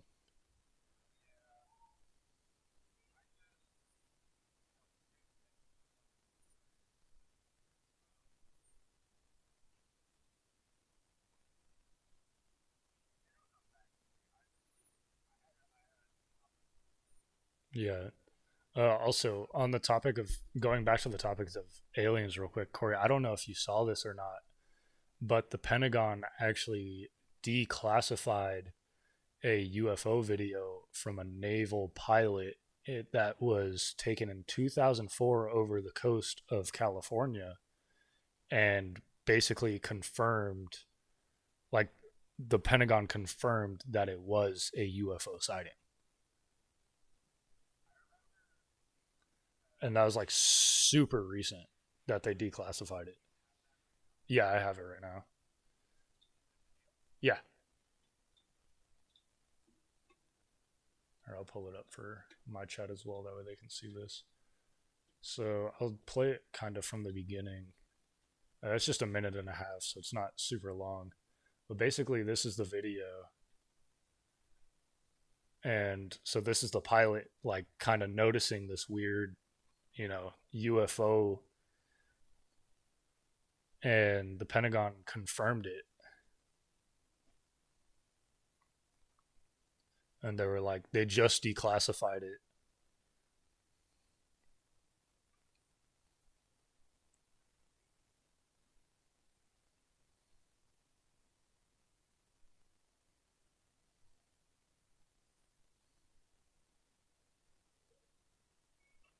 So this is like the whole sighting of it.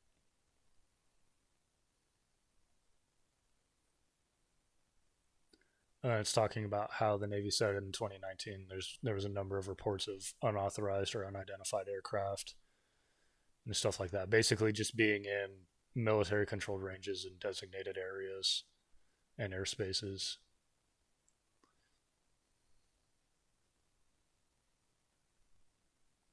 So yeah, there was a whole shit ton of them, and they were flying against the wind, going faster than these jets, against 120 knot winds, and they were flying faster than the jets. Yeah, it's fucking crazy. But yeah, so that's the video that was just declassified by the Pentagon and confirmed as a, well, they called it a UAP, which is an unidentified aerial phenomenon. Um, Sounds good.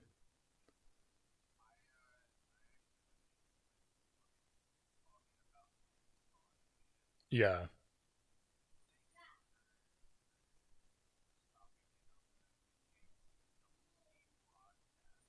Yup.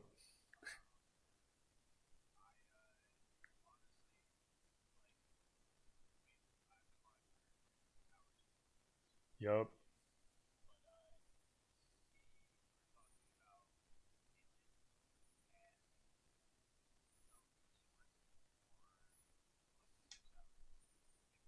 If not seven by now.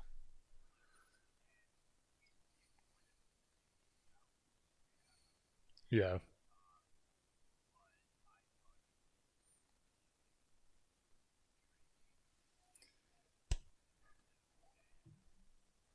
Podcast Mondays.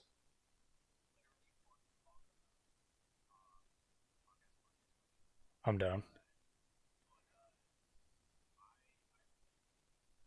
Oh, it was super fun.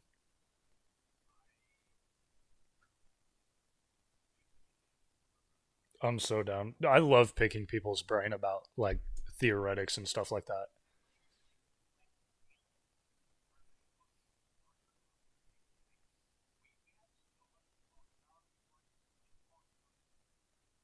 Yeah. Yup. I was at like 15 or something like that when I got hosted.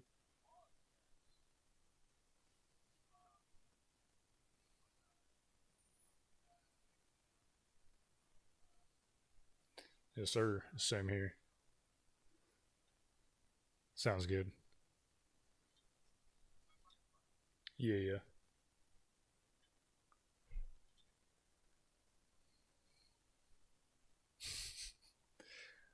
All right, chat. Well, you heard it here first. Podcast Mondays are now a thing.